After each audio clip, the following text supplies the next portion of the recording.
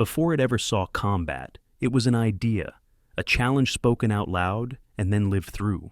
The 506th Parachute Infantry Regiment did not begin in battle. It began at Camp Toccoa, running up and down a mountain called Currahee, until lungs burned and legs failed. 3 miles up, 3 miles down, over and over again. 3 miles up, 3 miles down became more than distance. It became identity. The men who formed the 506th were volunteers for something new, something uncertain.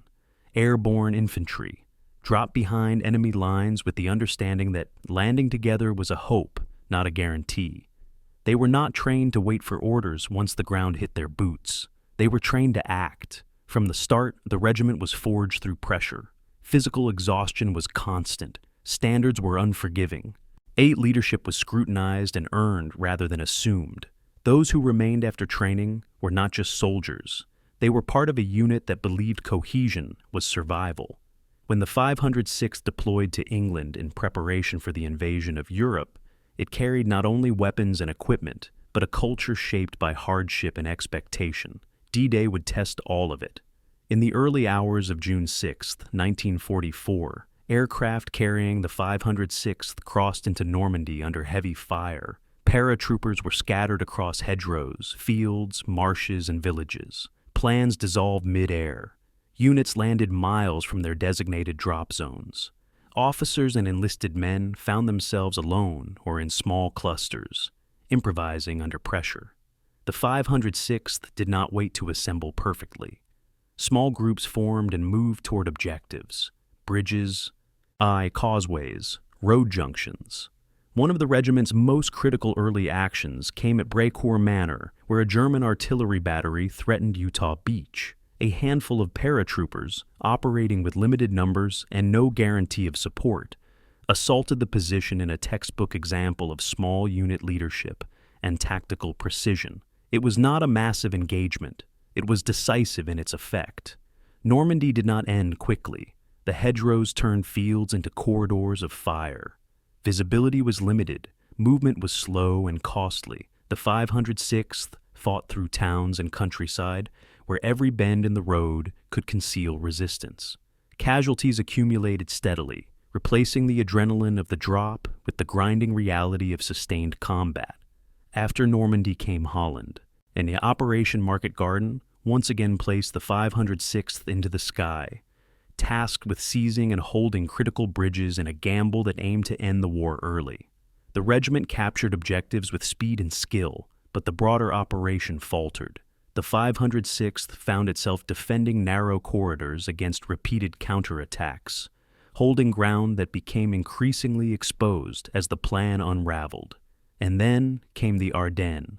In December of 1944, the 506th was rushed into the freezing forests around Bastogne. There were no parachutes this time, just trucks, snow, and urgency. The regiment dug into frozen ground and held against armored assaults under brutal winter conditions. Ammunition ran low, supplies were uncertain, artillery fell without warning. The 506th did not break. It endured. By the time the war moved into Germany, the regiment was no longer the same formation that had trained at Toccoa.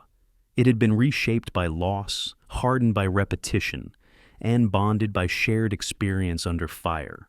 What remained was not just a unit, but a memory carried by those who survived and those who did not. The history of the 506th Parachute Infantry Regiment is not simply a sequence of battles.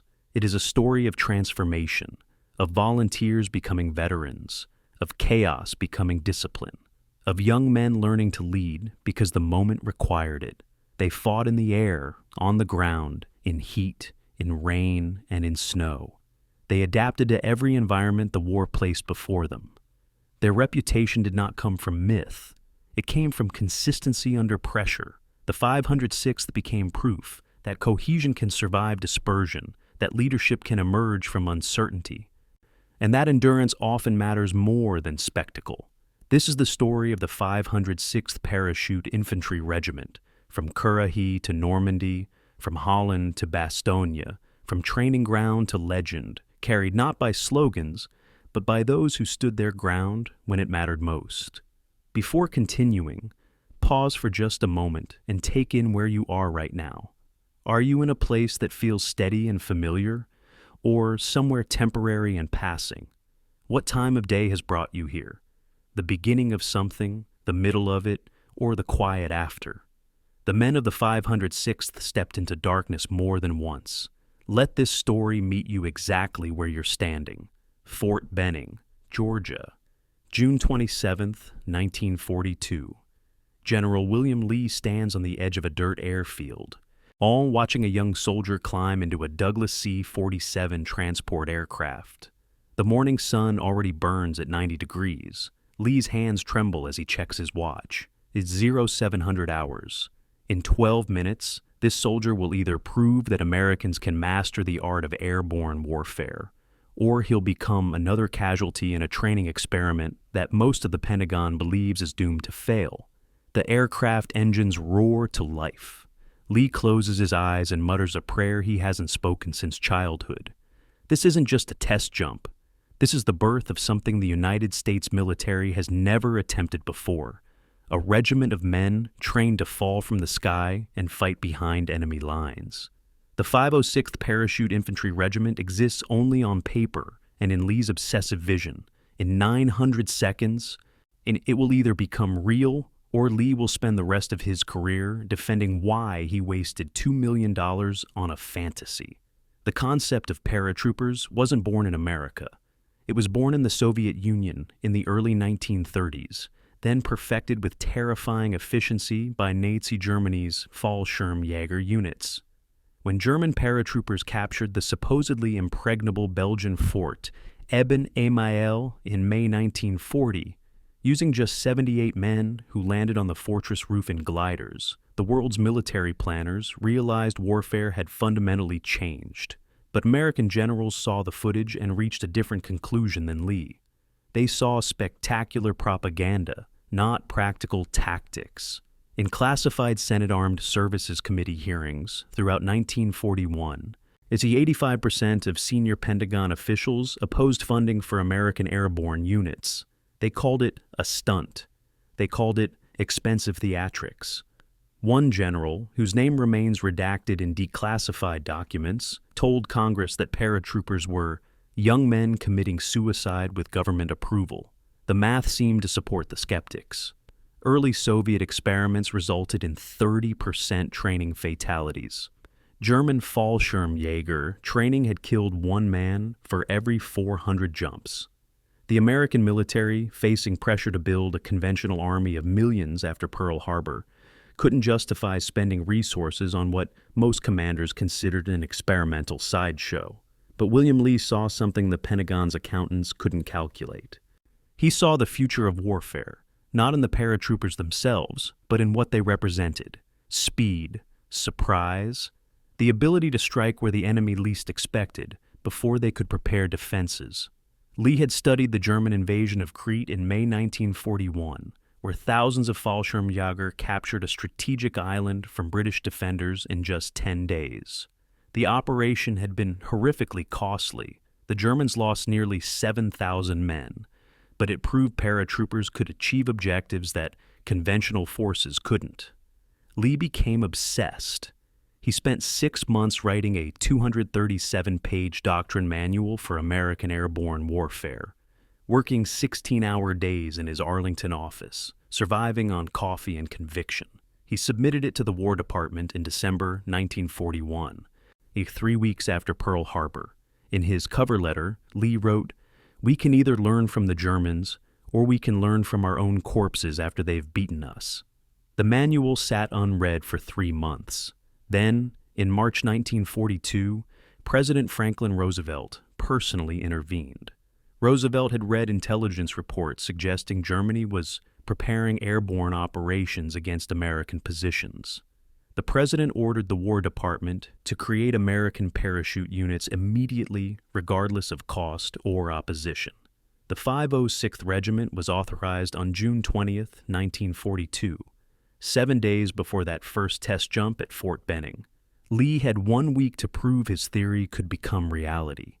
He recruited 750 men, all volunteers, and telling them only that the training would be difficult and dangerous. He didn't tell them the full truth, that he was essentially conducting a live experiment to see if Americans could psychologically and physically endure what Germans and Soviets had spent a decade perfecting. The volunteers came anyway. Some came for the extra $50 monthly jump pay. Some came because they wanted to be part of something that sounded like Hollywood adventure. Most came because they were young, average age 21, and young men in 1942 believed they were invincible. Lee's training officer, Colonel Robert Sink, reviewed the initial roster and told Lee bluntly, "Half these boys won't make it through the first month. The other half might not survive the training." Lee's response, recorded in Sink's diary, that was chilling. "Then we'll know what we're working with." The first training fatality occurred on July 9th, 1942, 13 days into the program. Sergeant James Archer, age 23, from Ohio. His primary parachute malfunctioned at 800 feet. His reserve chute deployed, but tangled with the primary. He hit the ground at approximately 90 miles per hour in front of 400 trainees who had been waiting their turn to jump. The training didn't stop. Lee ordered the next man into the aircraft within 20 minutes. By August, 3 more men had died, 1 from a mid-air collision, 2 from equipment failures that investigations couldn't fully explain. The training fatality rate reached 1 death per 500 jumps, nearly 20 times higher than conventional infantry training's rate of 0.3 deaths per 500 training cycles. Newspapers began calling the 506th Lee's Coffin Club. Congressmen who had opposed the program used the deaths as evidence that airborne warfare was reckless. Lee faced a closed-door Pentagon review board in September 1942, where he was asked to justify why the program should continue. His answer, preserved in classified meeting minutes, was 2 sentences. "These men are dying to perfect something that will save thousands of lives when we invade Europe. Would you prefer we learn these lessons in combat?" The review board gave Lee 3 more months. If the 506th couldn't demonstrate combat readiness by December, the program would be terminated and the regiment disbanded. Lee responded by making the training even more brutal. He increased the required number of training jumps from 5 to 7 per man. He added night jumps, where parachutists couldn't see the ground until seconds before impact. He introduced combat equipment jumps, where men carried 65 pounds of gear in addition to their parachutes, nearly doubling the weight load and increasing injury risk. The regiment that had started with 750 men in June had swelled to nearly 3,000 by October, as Lee fought to build numbers before the Pentagon could shut him down. But attrition was devastating. By December 1st, only 67% of the original recruits remained fully qualified. 12% had been killed or permanently injured. 21% had voluntarily quit. The unable to endure the psychological stress of repeatedly jumping from aircraft, knowing each jump carried a real chance of death. Yet, something unexpected happened in those 6 months. The men who survived the training became something the American military had never seen before. They weren't better soldiers in the conventional sense. They couldn't shoot more accurately than regular infantry, couldn't march longer distances, couldn't carry heavier loads. What they possessed was different. They had confronted their mortality every single day for months and chosen to return to the aircraft anyway. They had watched friends die and continued jumping. They had developed an almost religious faith in each other because trust was the only thing that made the fear manageable. In December 1942, when Army observers conducted combat readiness evaluations, they noted something peculiar in their reports. The 506th performed adequately in standard military drills, formations, marksmanship, physical fitness. But in scenarios requiring initiative under pressure, they excelled beyond any comparable unit. When training scenarios went wrong, when plans collapsed and instructors watched to see how men would react to chaos, the 506th improvised solutions faster and more effectively than veteran infantry units. The observers couldn't explain it. They noted in classified assessments that The 506th had somehow developed unusual cohesion and adaptability under crisis conditions. William Lee read those reports and finally understood what he'd created. He hadn't built a regiment of supermen.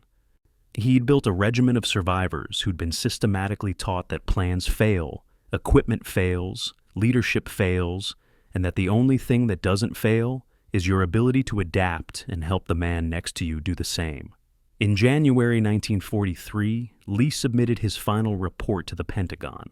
It was 9 pages long. The first 8 pages detailed training costs, casualty rates, equipment expenses, and projected combat capabilities. The 9th page was a single paragraph that Lee wrote himself, without consulting staff or lawyers. It read, "The 506th Regiment has lost 23 men in training, men who died so that thousands of others might learn to survive what they couldn't. Those deaths have purchased knowledge we cannot gain any other way. This regiment is ready for war. The only question is whether we have the courage to use them." The Pentagon approved full operational status on January 18, 1943. The 506th was going to war. But even as the approval came through, nobody, not Lee, not Sink, not the Pentagon planners, not the young men who'd survived the training, understood the full scope of what they'd volunteered for. They didn't know that 19 months later, they'd be scattered across 20 square miles of French countryside in darkness, trying to achieve objectives that conventional military wisdom said were impossible. They didn't know that the navigation systems they'd trust with their lives had a 60% failure rate. They didn't know that the intelligence briefings they'd rely on were 40% inaccurate. They didn't know that the training that had killed 23 of their brothers would be the only thing that kept the survivors alive when everything else, every plan, every assumption, every promise made by commanders proved catastrophically wrong. In January 1943, the 506th Regiment believed they were ready for anything. They believed their training had prepared them for the worst combat could offer. They were wrong. What awaited them in Normandy wasn't combat.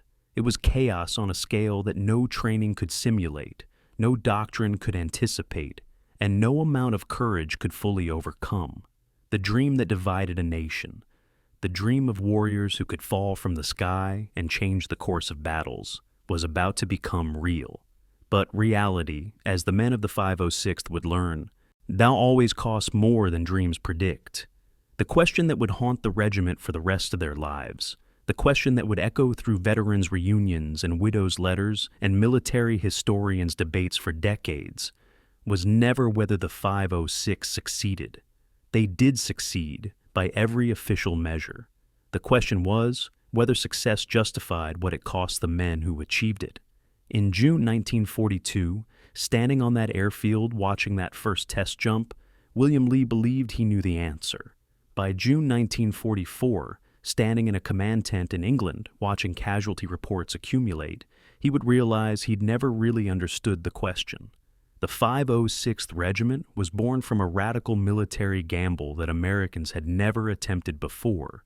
What nobody admitted in those early days was that the men themselves were the gamble, and the stakes were their lives, their sanity, and their souls.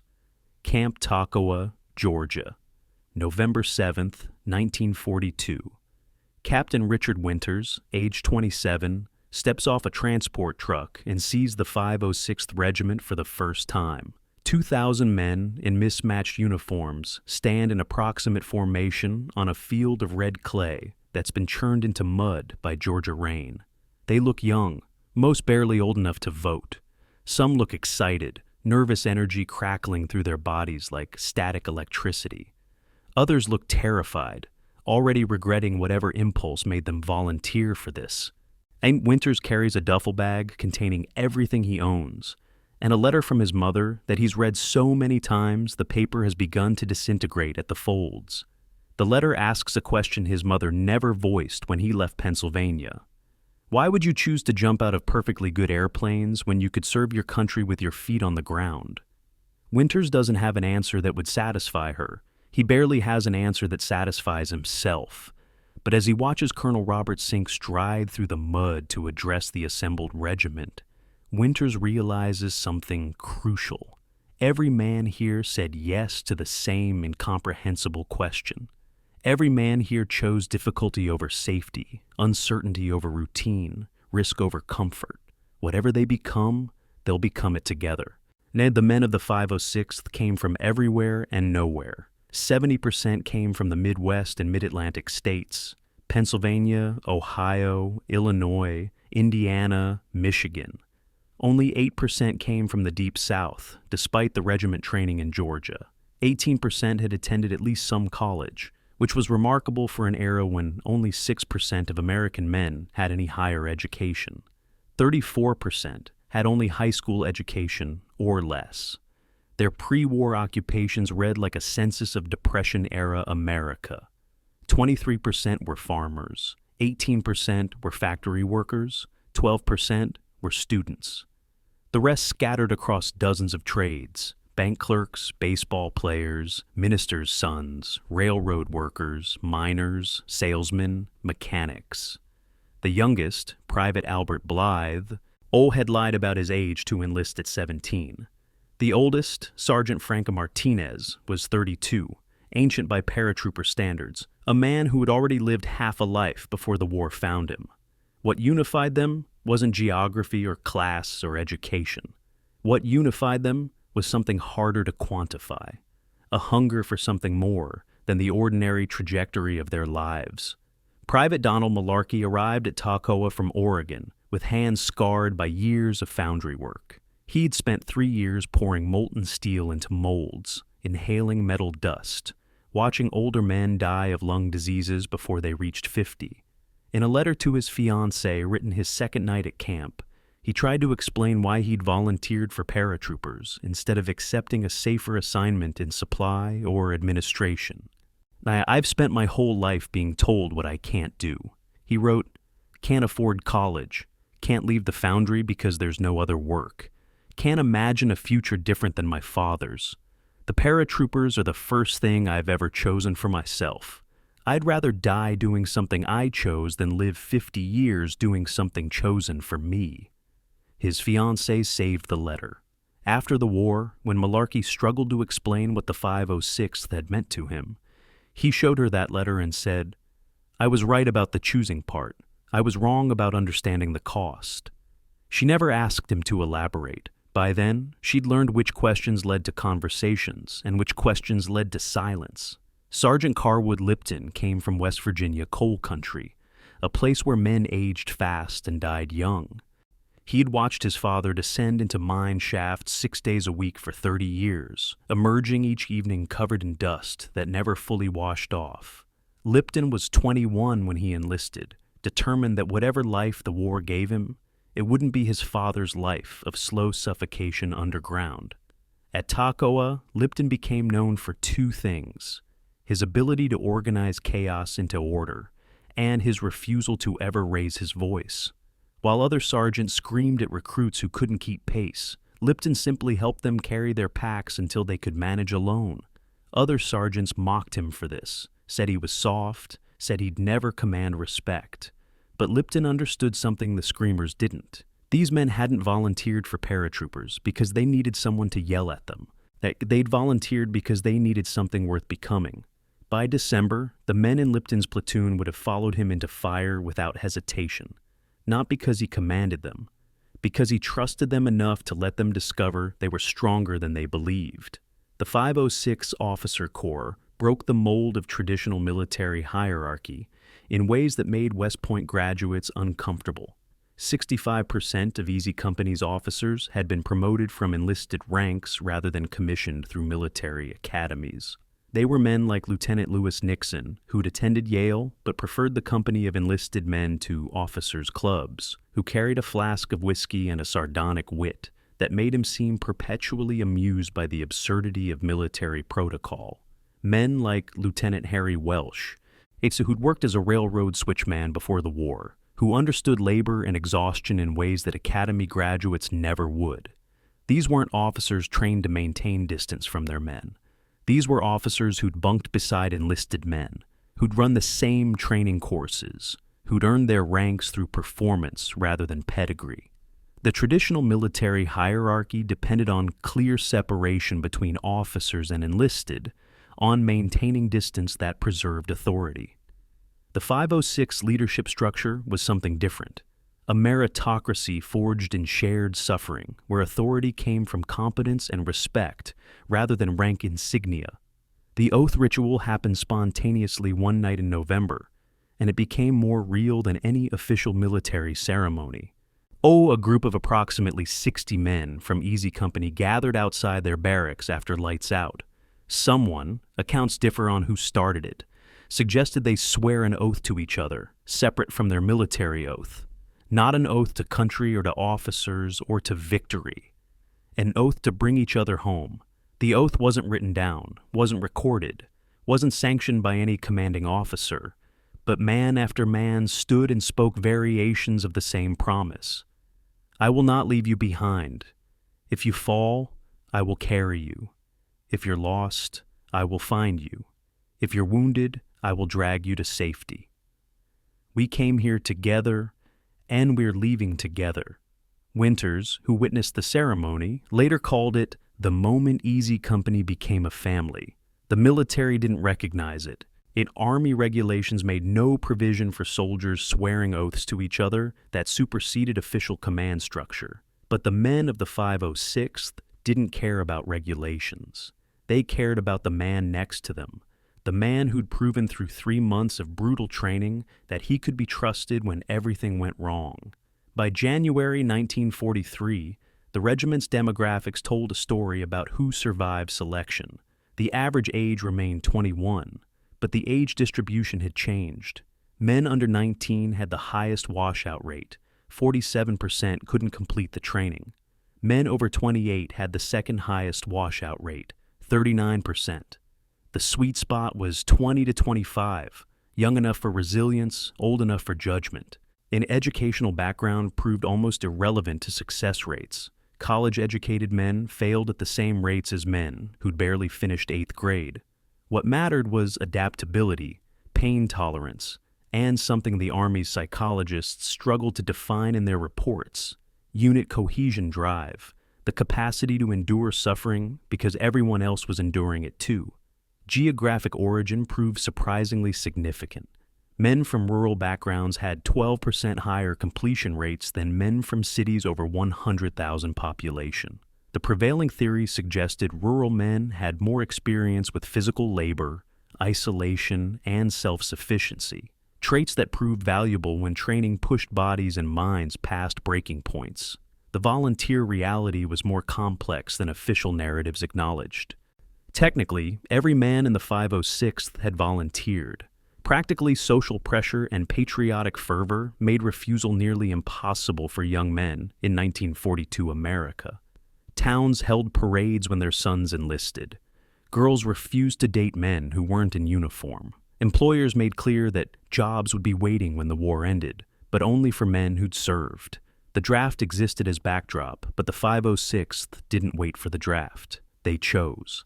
Except chose implied freedom, and freedom implied options. And options implied a society that wouldn't ostracize young men who said no to war. Private Blythe wrote in a letter to his older brother, who'd been declared 4F due to a heart murmur. Everyone says we volunteered, and we did. But sometimes I wonder if there was actually a choice. Or if we all just chose the only thing we were allowed to choose. The letter was dated December 3rd, 1942, 3 days before Blythe completed his 7th training jump and earned his silver paratrooper wings. The question that hung over Toccoa that winter, unspoken but omnipresent, was simple. What bound these strangers together faster than family? The official answer was training and shared purpose. The real answer was more primal. These men knew, with certainty that exceeded rational thought, that their survival depended entirely on the men beside them, not on their equipment, which frequently malfunctioned, not on their training, which couldn't simulate actual combat, not on their officers, who were learning as they went. That their survival depended on whether the man next to them would choose their life over his own fear when the moment came. That knowledge created bonds that felt ancient, tribal, almost religious in intensity. Winters observed in a letter to his brother, "I've known these men for 4 months, but I trust them with my life more than I trust people I've known for 27 years. I don't know if that makes me a better soldier or a worse human being."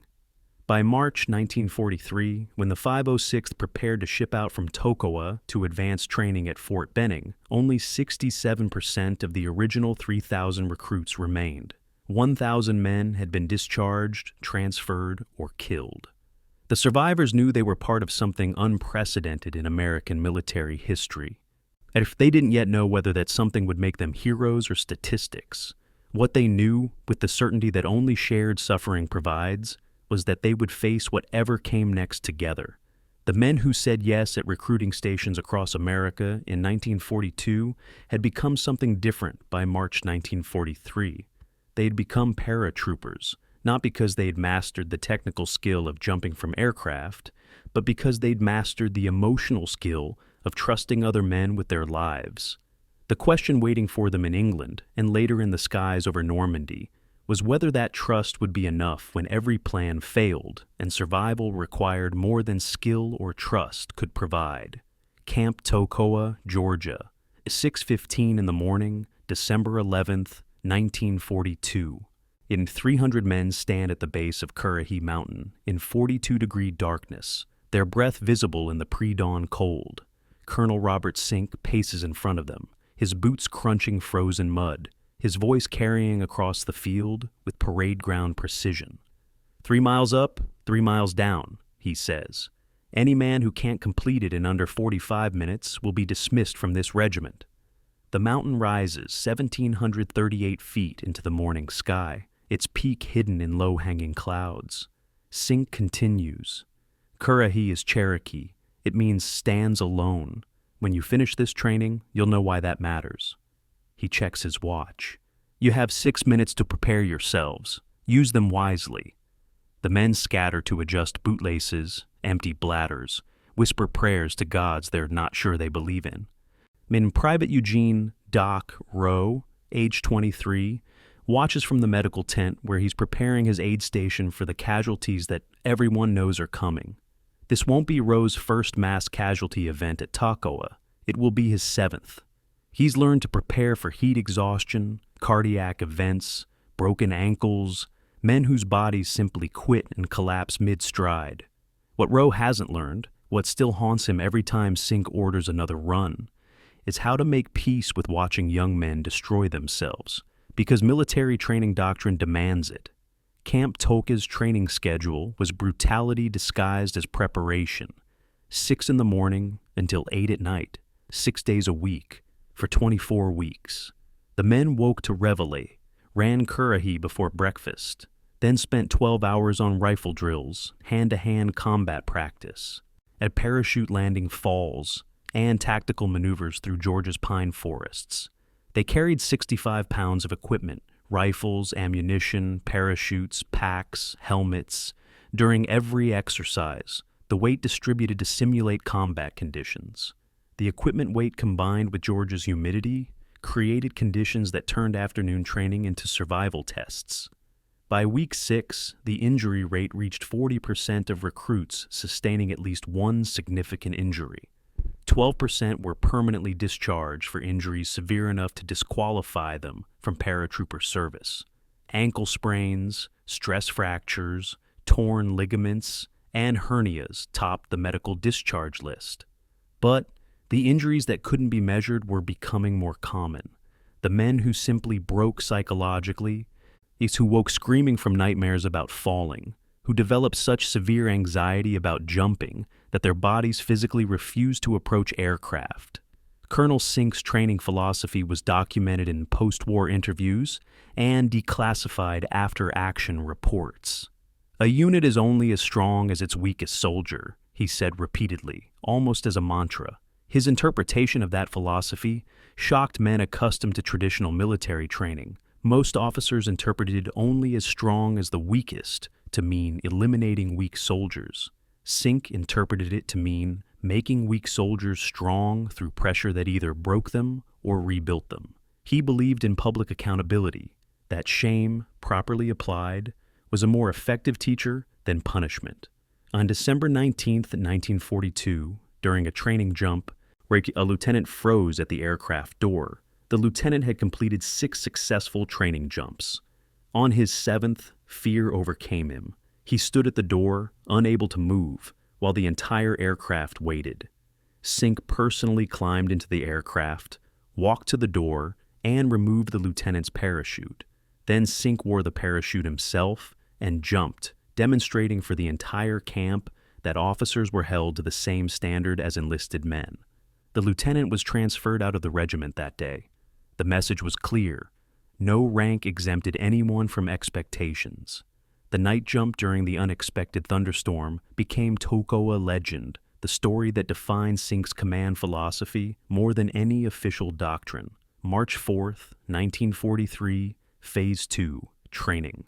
Thunderstorms rolled across North Georgia around 7 in the evening, bringing heavy rain and wind gusts that exceeded 30 miles per hour.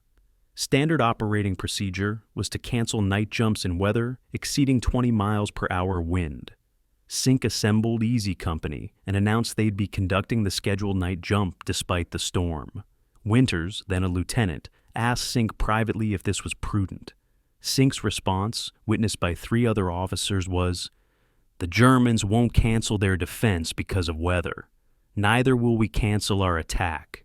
The jump proceeded. Of 167 men who jumped, 153 landed safely but scattered across a 6-mile radius due to wind. 14 men sustained injuries severe enough to require medical evacuation. 2 men, Privates James O'Keefe and Ronald Spares, refused to jump when they reached the door. Winters, jumping directly after them, physically pushed both men out of the aircraft. Spares later thanked Winters for pushing him, saying the shame of being pushed was less than the shame of refusing. O'Keefe never spoke to Winters again. The transformation happened gradually, then suddenly. In June 1942, most recruits couldn't run 3 miles carrying full equipment in under 45 minutes. The average completion time was 63 minutes, with 30% unable to complete the run at all. By the end of Phase 2, training in March 1943, the average completion time was 32 minutes. Every man who remained in the regiment could complete it. The 3-mile run that had seemed impossible in the June heat became routine. Men who'd collapsed from exhaustion in the early weeks now ran Currahee as their morning warm-up before the actual training day began. But the physical transformation was less significant than the psychological one. In June, men had run Currahee as individuals, each focused on personal survival. By March, they ran as units, stronger men deliberately slowing their pace to help struggling men keep up, squads competing against other squads rather than individuals competing against each other. Dr. Rowe documented this shift in his medical logs, noting that injury rates declined sharply in Phase 3 training, despite the training intensity increasing. His theory: men who trusted their unit were less likely to take reckless risks trying to prove individual capability. The washout rate told its own story about what Toccoa demanded from men. Of the original 3,000 recruits who began training in June 1942, only 2,010 made it to advanced jump training at Fort Benning in April 1943, 67% completion rate. The reasons for failure varied widely. Physical injuries accounted for 43% of washouts. Psychological inability to continue accounted for 19%. Men who broke mentally before they broke physically, who developed such severe anxiety or depression that medical staff had to evacuate them. Disciplinary discharges accounted for 12%. Men who couldn't adapt to military structure, who refused orders, who fought with other soldiers or officers. The remaining 26% were voluntary quits, or men who simply walked into Sink's office and said they couldn't continue. Sink interviewed every voluntary quit personally, asking them to explain their decision. Most cited the same reason. They'd realized they weren't the men they'd thought they were, and continuing would either kill them or break something in them that couldn't be repaired. But the men who survived became something extraordinary. The Army's combat observers conducting evaluations in March 1943 noted in their classified reports that the 506th demonstrated unusual cohesion and adaptability under crisis conditions. When training scenarios went according to plan, the 506th performed adequately, no better or worse than veteran infantry units. But when scenarios collapsed, when instructors introduced unexpected complications or removed key personnel to simulate casualties, the 506th excelled beyond explanation. They improvised solutions faster. They maintained unit cohesion under pressure. They made decisions without waiting for orders. The observers couldn't articulate why this happened. Their reports used vague terms like initiative and resilience, without identifying what created those qualities. Sink knew the answer, though he never articulated it formally. Toccoa hadn't taught these men to follow plans. Toccoa had taught them that plans always fail, and that survival depends on adapting faster than chaos can overwhelm you. Winters reflected on Toccoa years later in recorded interviews, trying to explain what the training had meant to men who hadn't experienced it. "And people think Toccoa was about making us tough," he said. "It wasn't. Toccoa was about making us trust each other more than we trusted our own judgment. When you've carried another man's pack for 3 miles because he was about to collapse, and then he carries yours the next day when you're the one struggling, you learn something about humanity that can't be taught with lectures or manuals. You learn that your survival depends on someone else's choice to help you, and their survival depends on your choice to help them. That knowledge changes you at a level deeper than personality or background or any of the things we think define us." The question that haunted Toccoa, the question that Sink never fully answered even in his post-war memoirs, was whether the training's brutality was necessary or excessive. The injury rate, the psychological casualties, the men who broke under pressure that Sink intentionally applied, were these acceptable costs of creating an elite unit? Or were they evidence of training doctrine that prioritized results over humanity? Sink believed, until his death in 1965, that every casualty at Toccoa prevented multiple casualties in combat. His mathematics were simple: better that men discover their breaking points in Georgia than in Normandy. But the mathematics ignored the men who broke at Toccoa and carried that breaking with them the rest of their lives. The veterans who gathered at reunions decades later could quote Sink's philosophy from memory. What they couldn't articulate was whether they forgave him for it. By April 1943, when the 506th left Toccoa for Fort Benning to complete their jump training, they'd become something the American military had never created before. Not supermen, not fearless warriors, something different. They'd become men who'd been systematically taught that survival isn't individual, it's collective. That fear is manageable when everyone around you is equally afraid, that the person you become under pressure is the only person who matters. They didn't know yet whether this transformation would be enough. They wouldn't learn that until June 6, 1944, when they jumped into darkness over France and discovered that Toccoa had prepared them for everything except the scale of the chaos waiting below. SHAEF Headquarters, London, May 17, 1943. General Dwight Eisenhower sits at a conference table reviewing operational statistics for the 506th Regiment, which has just arrived in England after completing training at Fort Benning. The document in front of him details jump completion rates, injury statistics, and combat readiness assessments compiled by American training observers. Eisenhower reads the summary twice, then closes the folder and looks at the British officers assembled around the table.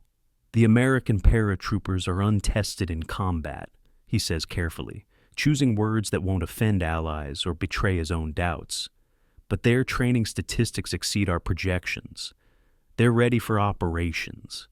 General Bernard Montgomery, Britain's most celebrated field commander, sits across from Eisenhower with an expression suggesting polite skepticism. Montgomery doesn't respond immediately. He waits, lets silence fill the room, then says, "American training statistics are impressive, but statistics don't account for what happens when plans fail under actual combat conditions." He pauses, making sure every officer in the room understands his meaning. Paratroopers look spectacular in planning documents. In reality, they're expensive methods of delivering scattered infantry to locations where they're outnumbered and undersupplied. Eisenhower writes Montgomery's assessment in his diary that night, adding his own notation. British skepticism may be justified, or it may be pride masking anxiety about using untested American forces for critical operations. The 506th arrived at Exeter Airfield in southern England on June 9, 1943. The British Greeting Committee's reception was professional, courteous, and unmistakably cold. American pilots and air crews expected enthusiasm, perhaps even celebration. Here were the reinforcements who'd help win the war. Instead, they encountered British efficiency without warmth, cooperation without confidence. A Royal Air Force liaison officer assigned to coordinate with American forces privately told colleagues, "The Americans have no conception of what modern warfare actually requires. They're treating this like a sport they can win through enthusiasm." That attitude wasn't personal animosity. It was hard experience speaking. British airborne forces had already suffered catastrophic casualties in operations that American planners were only beginning to conceptualize. In July 1943, just weeks after the 506's arrival, British paratroopers conducting operations in Sicily lost nearly 50% of their force, over 3,000 men killed, wounded, or captured in a single operation. The survivors returned with stories of aircraft shot down, landing zones targeted by German artillery, units scattered so widely they couldn't achieve their objectives. American optimism seemed naive to British commanders, who'd already paid in blood for lessons the Americans hadn't learned yet. The fundamental strategic disagreement nobody wanted to acknowledge publicly was that British and American doctrines approached airborne operations from incompatible philosophies. American training, exemplified by Sink's doctrine at Toccoa, emphasized unit cohesion above all else. The theory was that paratroopers would land scattered and confused, so their survival depended on quickly reforming into functional units that could support each other. British training, developed through hard experience in North Africa and Sicily, emphasized individual initiative.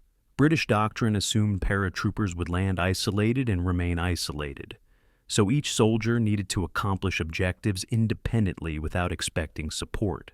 These weren't minor tactical differences. They represented completely different assumptions about how airborne warfare functioned. The Americans believed paratroopers would regroup and fight as organized units. The British believed paratroopers would land, survive alone, and accomplish whatever missions individuals could manage before being killed or captured. Neither doctrine was wrong. They were optimized for different assumptions about what would happen when men fell from the sky into enemy territory. The aircraft problem crystallized the doctrinal divide. American paratroopers trained to jump from Douglas C-47 transport aircraft, jumping individually through side doors at high speed over drop zones. British airborne forces primarily used Horsa gliders, massive aircraft towed behind bombers, then released to glide silently toward landing zones, delivering entire squads simultaneously.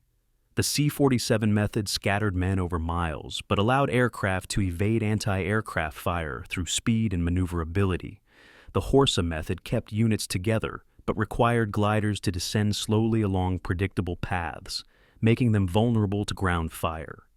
When American and British planners met to coordinate operations, they frequently discovered their tactics assumed incompatible delivery methods. American plans depended on rapid insertion of scattered forces that would regroup. British plans depended on precise insertion of intact units that would immediately assault objectives.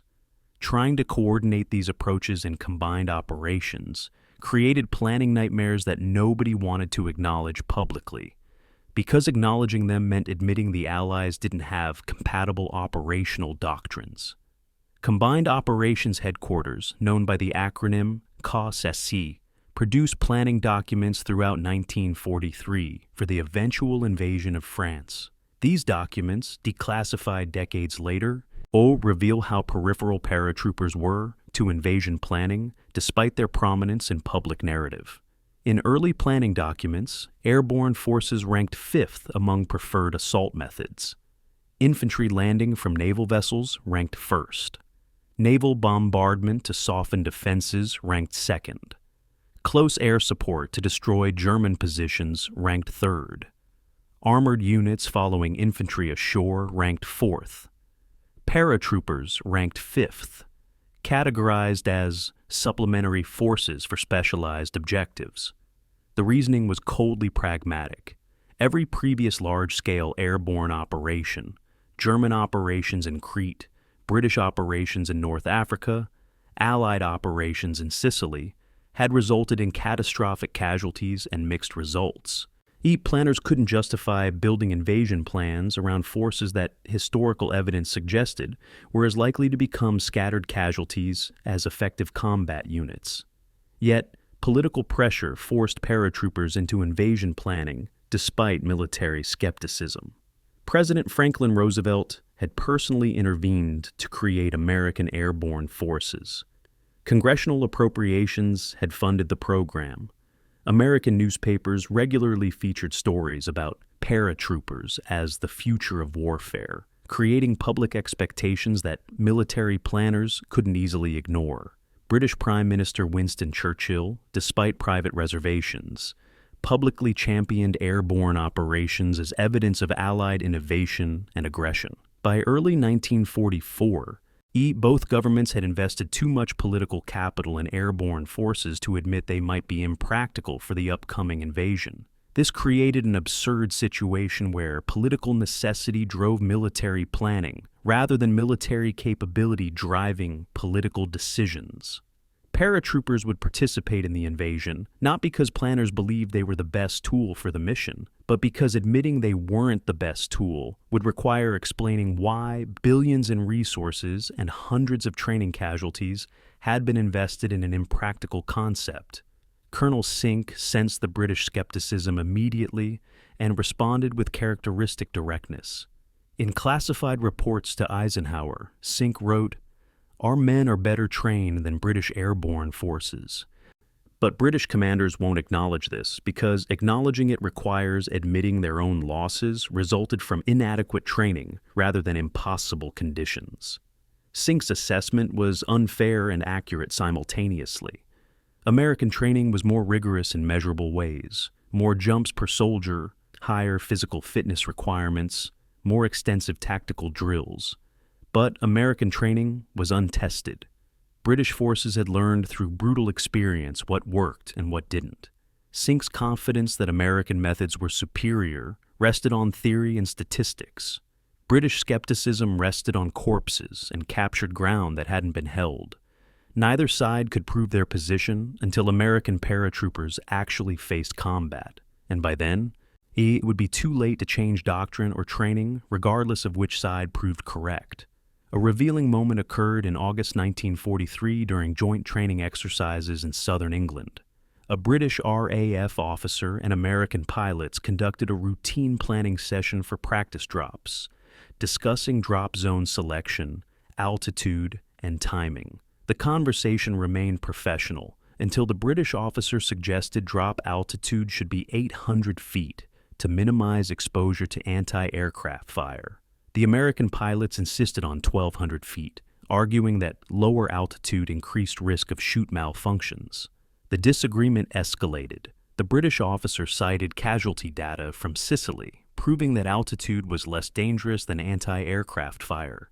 The American pilot cited training data, proving that mechanical failures killed more paratroopers than ground fire. Nobody acknowledged the underlying truth. Both officers were making life-or-death decisions based on incomplete information, personal experience, and institutional biases, and they had no way to know whose judgment was correct. The British officer ultimately deferred to American preferences since American aircraft would conduct the drops. But he filed a report predicting that American stubbornness about altitude would result in unnecessary casualties when Germans employed effective anti-aircraft defenses. His prediction proved partially correct, though not in ways anyone anticipated. The question haunting Allied planning throughout late 1943 was why commanders chose to use paratroopers for the invasion if skepticism about their effectiveness was so widespread. The answer involved uncomfortable truths about military politics. Admitting paratroopers were impractical required acknowledging that years of training, billions in resources, and hundreds of lives had been wasted on a capability that sounded spectacular but functioned poorly. Scaling back airborne operations would create public relations problems, congressional inquiries, and loss of confidence in military leadership. Moreover, planners recognized that even if paratroopers achieved only 20% of their objectives, that 20% might disrupt German defenses enough to provide advantages for beach landings. The calculus was grimly utilitarian. Paratroopers were worth using if they created any advantage, regardless of how many paratroopers died creating that advantage. This logic was never stated explicitly in planning documents, but it permeated every decision about how airborne forces would be employed in the invasion.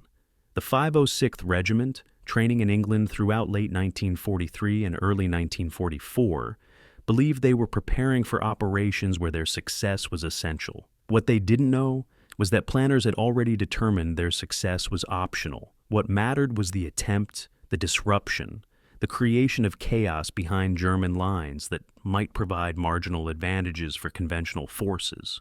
Whether individual paratroopers survived that chaos was strategically irrelevant. If the 506th was about to discover that being expendable and being essential aren't opposites in military planning, they're the same thing described from different perspectives.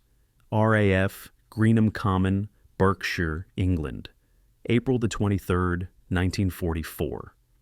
Lieutenant Colonel William Beeson stands in a briefing room before a wall-size map of southern England and northern France.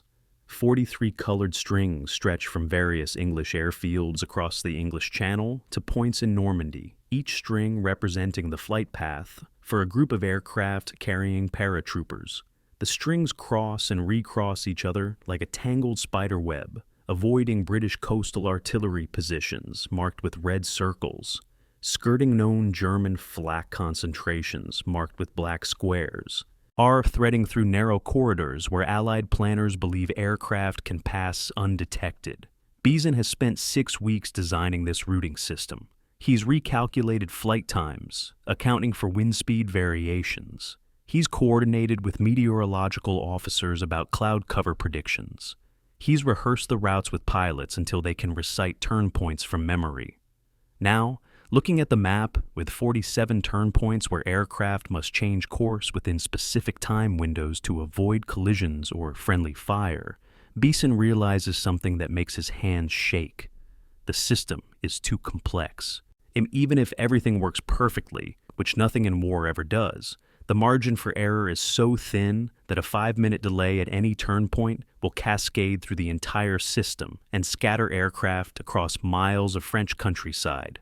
Beeson writes in his personal diary that night, "We've designed a navigation system so intricate that I cannot guarantee it will work, but we have no simpler alternative. The aircraft will fly. God help the men inside them."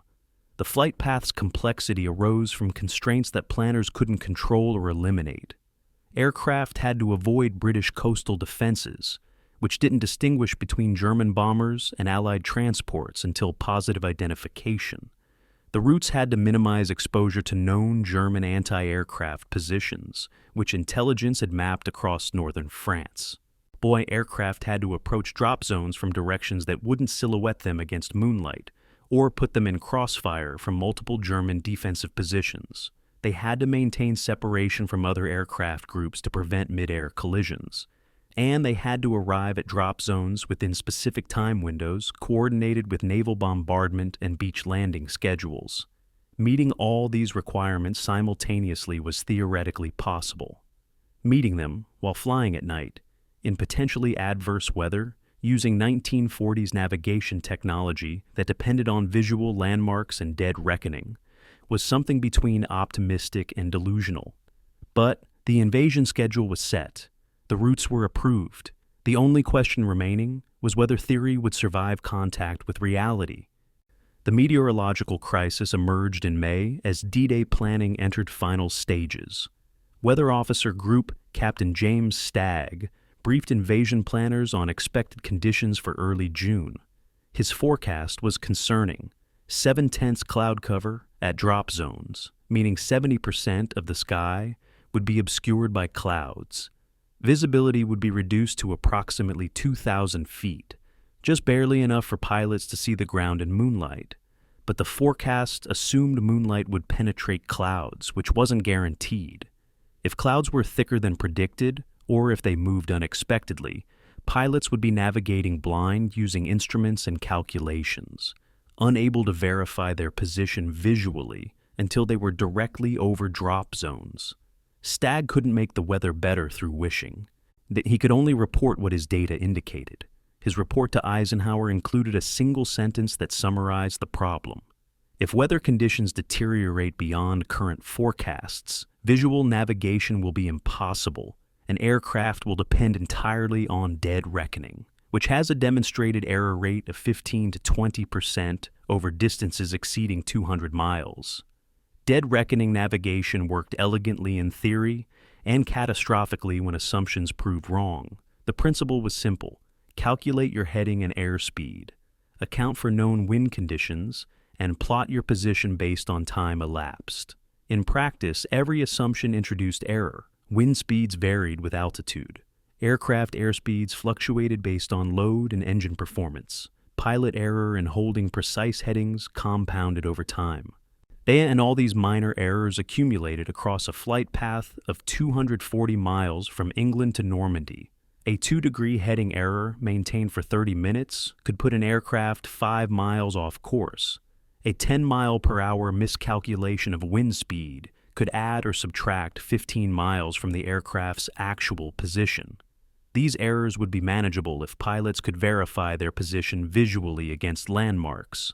But in clouds, over water, at night, there were no landmarks.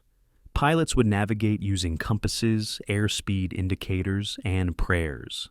The demonstrated accuracy rate for dead reckoning over long distances in adverse conditions was approximately 65 to 70%, meaning 30 to 35% of aircraft would miss their target significantly.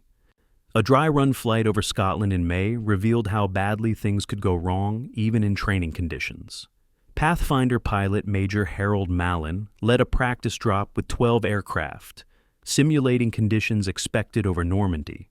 The flight launched at dusk, navigated a route with 8 turn points, and was supposed to arrive at a designated drop zone in the Scottish Highlands 90 minutes after takeoff. Mallon's aircraft reached the drop zone within 3 minutes of scheduled time, nearly perfect. But 5 of the 12 aircraft missed the drop zone by more than 5 miles. 1 aircraft missed by 12 miles, landing its practice cargo in a lake rather than the designated field. Post-flight analysis couldn't definitively identify what went wrong. Pilots had followed their navigation instructions, and weather had been better than forecasted. The errors appeared to result from accumulated minor miscalculations that no single pilot could identify or correct during flight. Mallon reported to his superior officers, "If we miss by 12 miles in Scotland with good weather and practice conditions, we'll miss by 30 miles in France with poor weather and actual combat conditions." His superior officers acknowledged the concern. They didn't change the flight plans. There was no time to redesign the system, and no simpler alternative available. The radio blackout policy added another layer of catastrophic design to the operation. Once aircraft took off from England, they would maintain radio silence to avoid revealing their location to German listening posts. If this meant no communication between aircraft and ground controllers for approximately 14 hours, from takeoff in England through the drop over France until aircraft returned to English airfields. If something went wrong during flight, pilots couldn't call for guidance. If aircraft became separated from their formations, they couldn't coordinate reunion. If drop zones were obscured or clearly wrong, pilots had no way to request alternative instructions. They would make decisions alone, in darkness, with hundreds of lives depending on judgment calls made by men who'd never conducted a combat parachute drop before. The radio blackout was militarily sensible. Radio transmissions would reveal Allied intentions to German intelligence, but the second-order effects were terrifying. The entire operation depended on plans working exactly as designed, because there was no mechanism for adapting plans once execution began. The brutal historical accuracy emerged from post-war analysis. Only 18% of the 506th Regiment landed within 2 miles of their assigned drop zones. 42% landed between 2 and 8 miles away from objectives. 40% landed more than 8 miles from assigned positions, scattered across Norman countryside with no immediate way to regroup or achieve objectives. These numbers weren't outliers or worst-case scenarios. They were the actual results of the navigation system that planners knew was unreliable but used anyway because alternatives were worse. The 60% failure rate for accurate navigation wasn't a secret to senior planners. Internal assessments conducted in April 1944 predicted accuracy rates between 40 and 60%. Planners accepted these rates as the cost of using airborne forces. What they didn't adequately consider was how paratroopers scattered across 20 square miles of enemy territory would improvise their way to objectives when the fundamental premise of the operation, that they'd land in concentrated groups near their targets, proved false. The question that haunted planning discussions, though rarely voiced explicitly, was whether commanders knowingly accepted a plan with a 60% failure rate for navigation. The answer was yes, with qualification. Commanders accepted the 60% failure rate because they believed scattered paratroopers would still create enough chaos and disruption to justify the operation. Its perfect drops would be optimal, imperfect drops would be acceptable. Complete disaster would be survivable for the invasion overall, even if not survivable for individual paratroopers. This calculation was militarily sound and morally uncomfortable. It meant commanders were sending men into situations where success was unlikely, survival was uncertain, and individual lives mattered less than aggregate disruption of German defenses. The men boarding aircraft on June 5th had no access to these calculations. They believed their training had prepared them for the challenges ahead. They believed the plans were sound. They believed leadership wouldn't send them into operations that were more likely to fail than succeed. And what they didn't know, what they couldn't know until they were already in the air, was that leadership had already accepted their likely failure as an acceptable price for marginal advantages elsewhere. Beeson made his final go-no-go decision at 2:47 in the morning on June 5th, 1944. Weather conditions were deteriorating, but remained within acceptable parameters. Cloud cover was increasing, but not yet dense enough to scrub the operation. Visibility was reduced, but not eliminated. Beeson reviewed his calculations one final time, checked forecasts one final time, and authorized the operation to proceed. He later described that moment in classified debriefs. I knew the conditions were worse than we'd hoped and better than we'd feared. I knew some men would miss their drop zones. Yet I didn't know that most men would miss their drop zones. If I had known that, would I have scrubbed the operation? I don't know.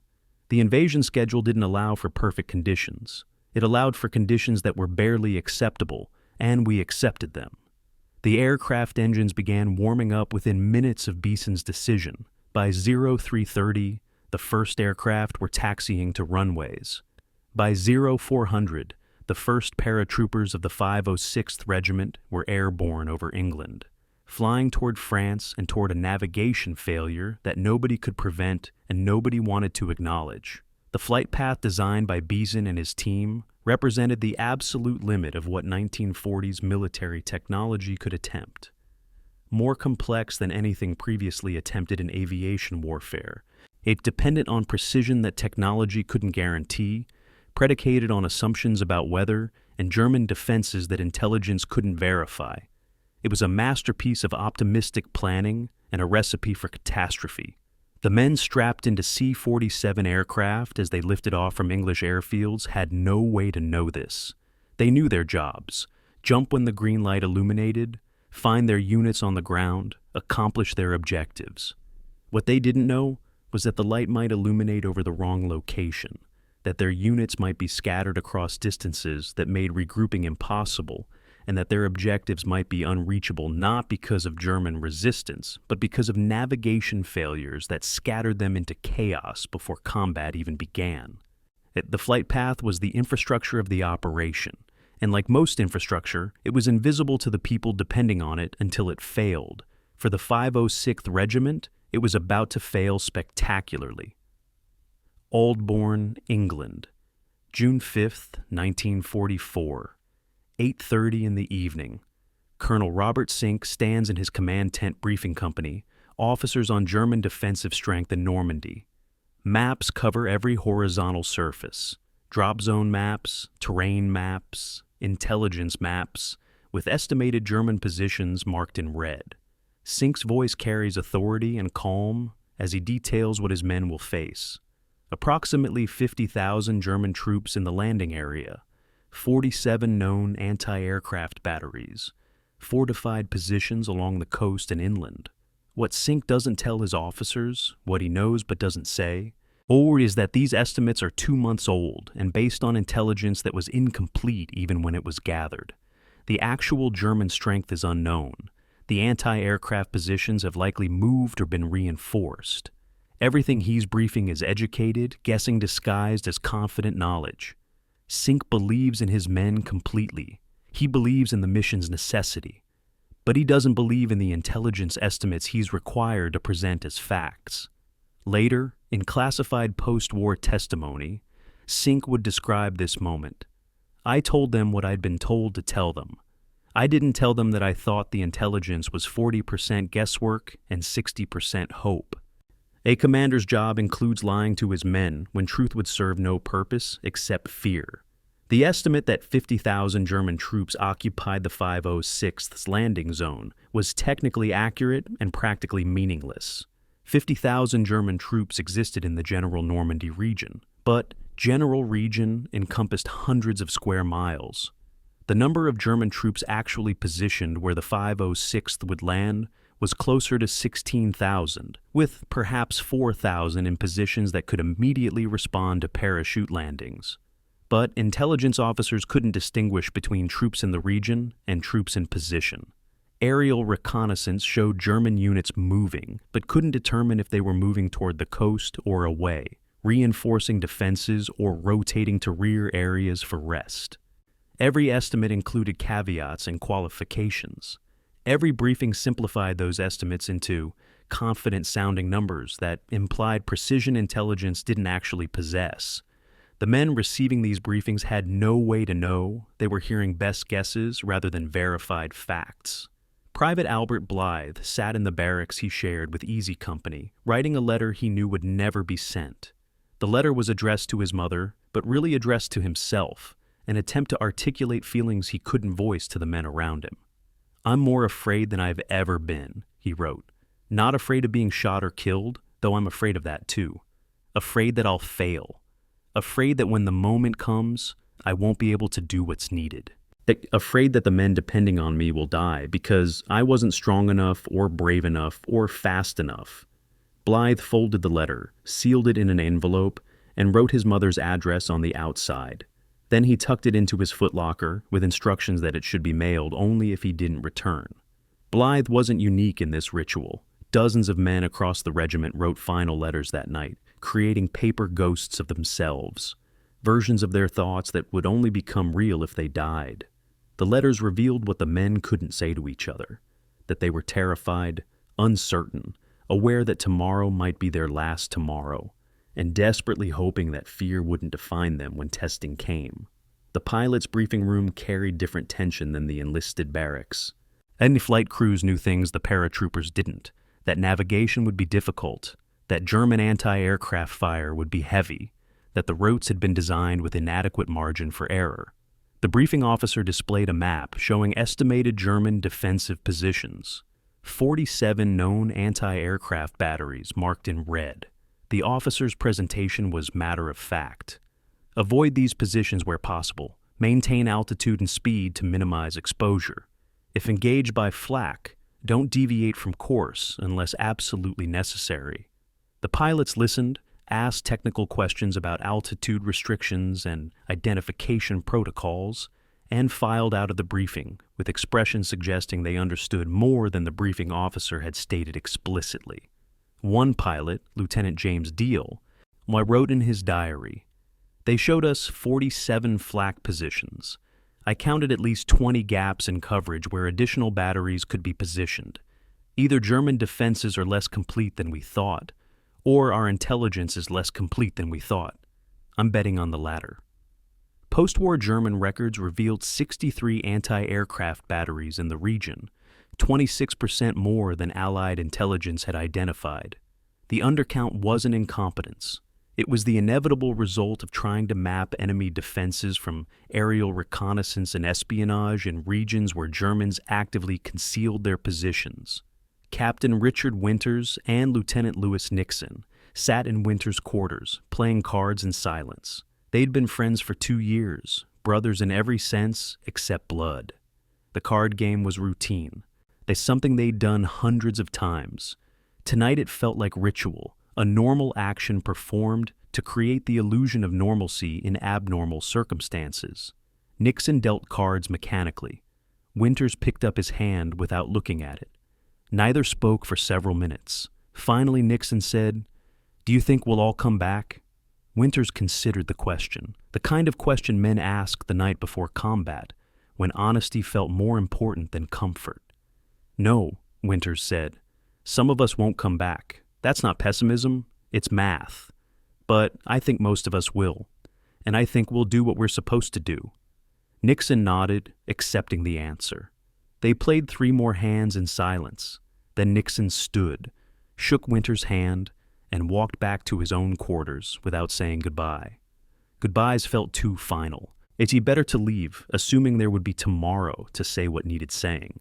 The chaplain service was held in a hangar at 1800 hours. Approximately 600 men attended, nearly half the regiment.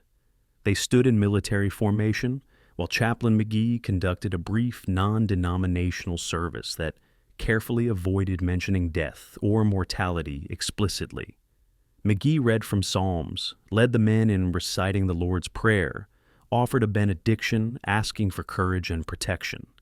Then he did something unexpected. He asked the men to bow their heads and pray in silence for 60 seconds, not for themselves, but for the men standing next to them. The 60 seconds stretched into something longer than time, a collective moment of connection and awareness that each man's survival might depend on another man's choices. When McGee finally said, "Amen," the men responded not with the usual mumbled response, but with a unified shout that echoed through the hangar. McGee later wrote that he'd conducted dozens of pre-combat services during his years as a military chaplain, but none had felt like this one. Not fearful, not confident, but quietly resolved to face whatever came together. The deception about casualty rates was extensive and coordinated. Unit commanders estimated privately that casualty rates could reach 30% for the initial parachute drop and immediate combat. Planners at SHIAF estimated 20 to 25% casualties across the first 48 hours of airborne operations. These estimates were based on historical data from previous airborne operations and adjusted for the complexity of the Normandy invasion. But enlisted men were briefed that expected casualty rates would be 10 to 15%, numbers that sounded serious enough to be believable, but low enough to prevent panic. The decision to underreport expected casualties came from the highest levels of command. The reasoning was pragmatic. Men who believed they had a 90% survival chance would fight more aggressively than men who believed they had a 70% survival chance. Morale was a weapon, and maintaining morale required managing information. Whether this deception was justified leadership or unconscionable manipulation remained debated among military historians for decades. What was certain was that men boarded aircraft on June 5th believing their odds were better than commanders believed them to be. And supply drop accuracy was another area where briefings diverged from internal assessments. Planners assumed, optimistically, that 85% of supply drops would land within designated drop zones, where paratroopers could recover them. Historical accuracy rates for paratroop supply drops ranged from 18 to 23%, meaning 4 out of 5 supply containers typically landed outside recovery zones, lost to scattering, German capture, or drops into inaccessible terrain. This discrepancy wasn't classified or hidden. It simply wasn't emphasized in briefings to enlisted men. Paratroopers were told to expect supply drops would provide ammunition, medical supplies, radio equipment, and additional weapons. They weren't told that most supply drops would fail to reach them. The practical implication was that units would need to accomplish objectives using only what they carried on their bodies, plus whatever they could capture or improvise from German supplies. This was militarily feasible. Paratroopers trained to operate with minimal supplies, but it contradicted the operational plans that assumed steady resupply would be available. The contradiction remained unaddressed because addressing it required admitting the plans were more aspirational than practical. Beach fortifications documentation revealed similar gaps between intelligence and reality. Allied planners identified 18 pillboxes defending Utah Beach, the landing area that the 506's success would partially support. Post-invasion surveys counted 31 pillboxes, 72% more than intelligence had identified. Again, this wasn't intelligence failure in the sense of negligence. German defenders actively concealed fortifications using camouflage, dummy positions, and deception. Aerial reconnaissance could identify some positions, but not all. The result was that every briefing included confident statements about enemy positions that were accurate regarding what intelligence could observe, but incomplete regarding what actually existed. Men receiving these briefings had no framework for distinguishing between confident statements based on complete information and confident statements based on incomplete information. They trusted that leadership knew what they were facing. Leadership knew far less than their confidence suggested. The night of June 5, 1944, stretched with peculiar slowness for men of the 506th Regiment. Some tried to sleep and failed. Some played cards, wrote letters, checked equipment repeatedly, though everything had been checked already. Some gathered in small groups and talked about nothing important, because talking about important things felt like inviting fate's attention. Sergeant Carwood Lipton walked through Easy Company's barracks around 2300 hours, checking on his men, not because they needed checking, but because he needed to see them, needed to remember their faces in case tomorrow made remembering all he could do. Years later, when asked about his memories of the night before D-Day, Lipton said, "I remember thinking that we were ready. We'd trained for 2 years. We were in the best physical condition of our lives. We trusted each other completely, and I remember thinking that none of that might be enough." That being ready doesn't guarantee anything, except you won't die wondering if you could have prepared better. The 506th went to war on a lie that nobody believed, but everyone accepted. They were told intelligence was accurate, casualty rates would be manageable, supply drops would work, navigation would be precise.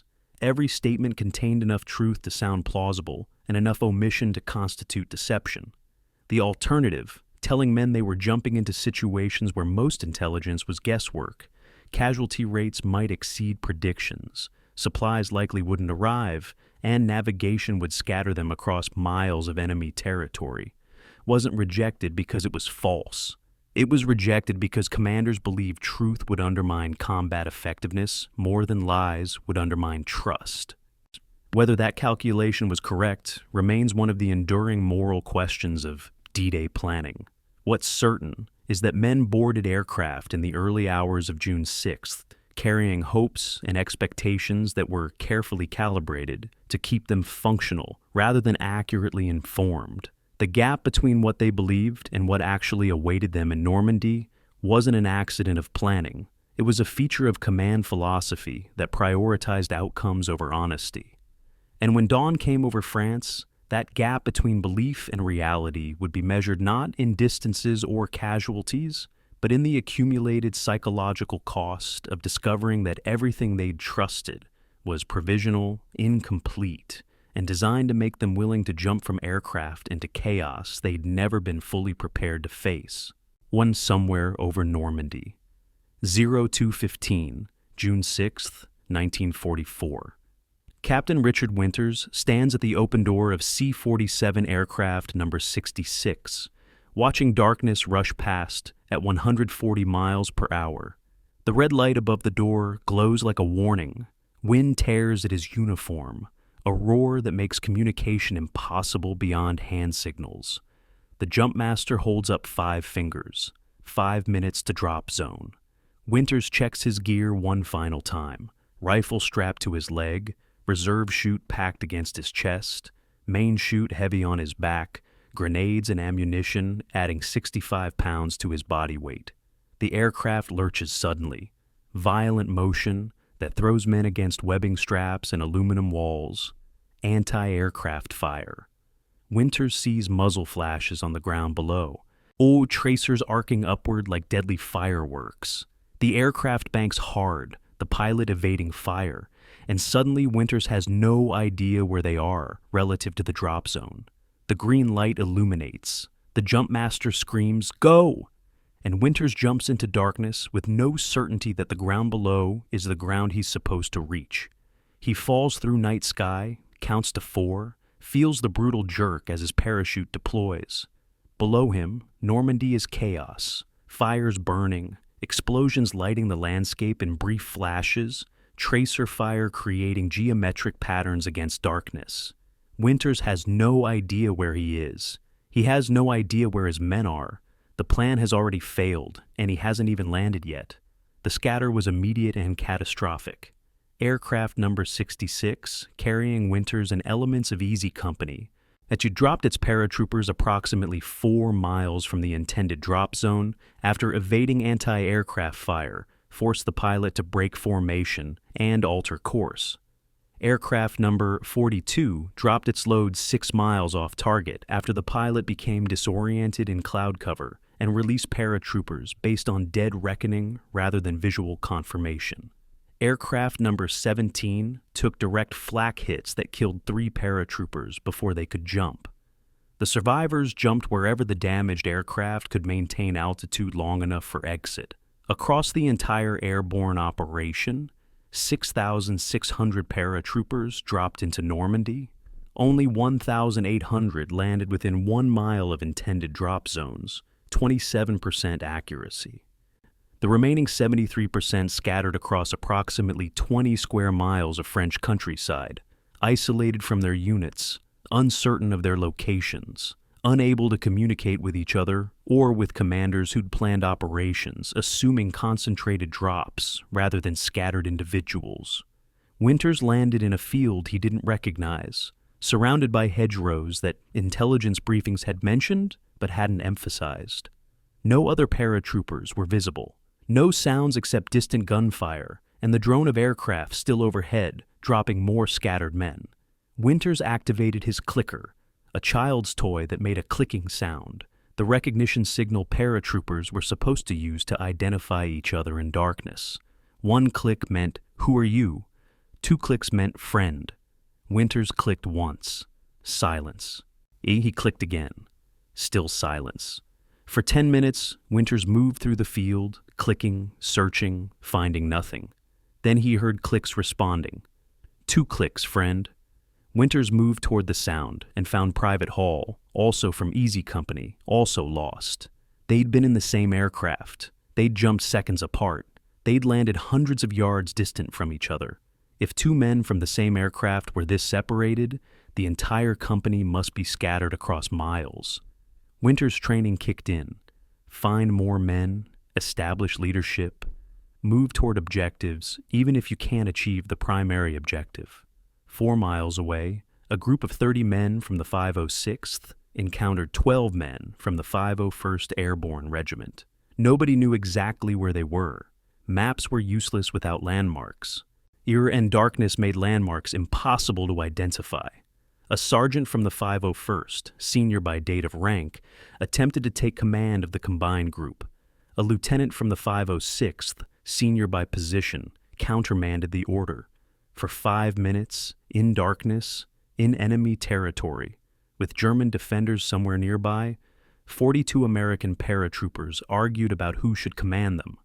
The argument ended when someone heard German voices approaching, and everyone shut up simultaneously, unified by immediate danger in ways that rank structure couldn't unify them. They avoided the German patrol, moved south based on compass heading alone, and stumbled into another group of scattered Americans.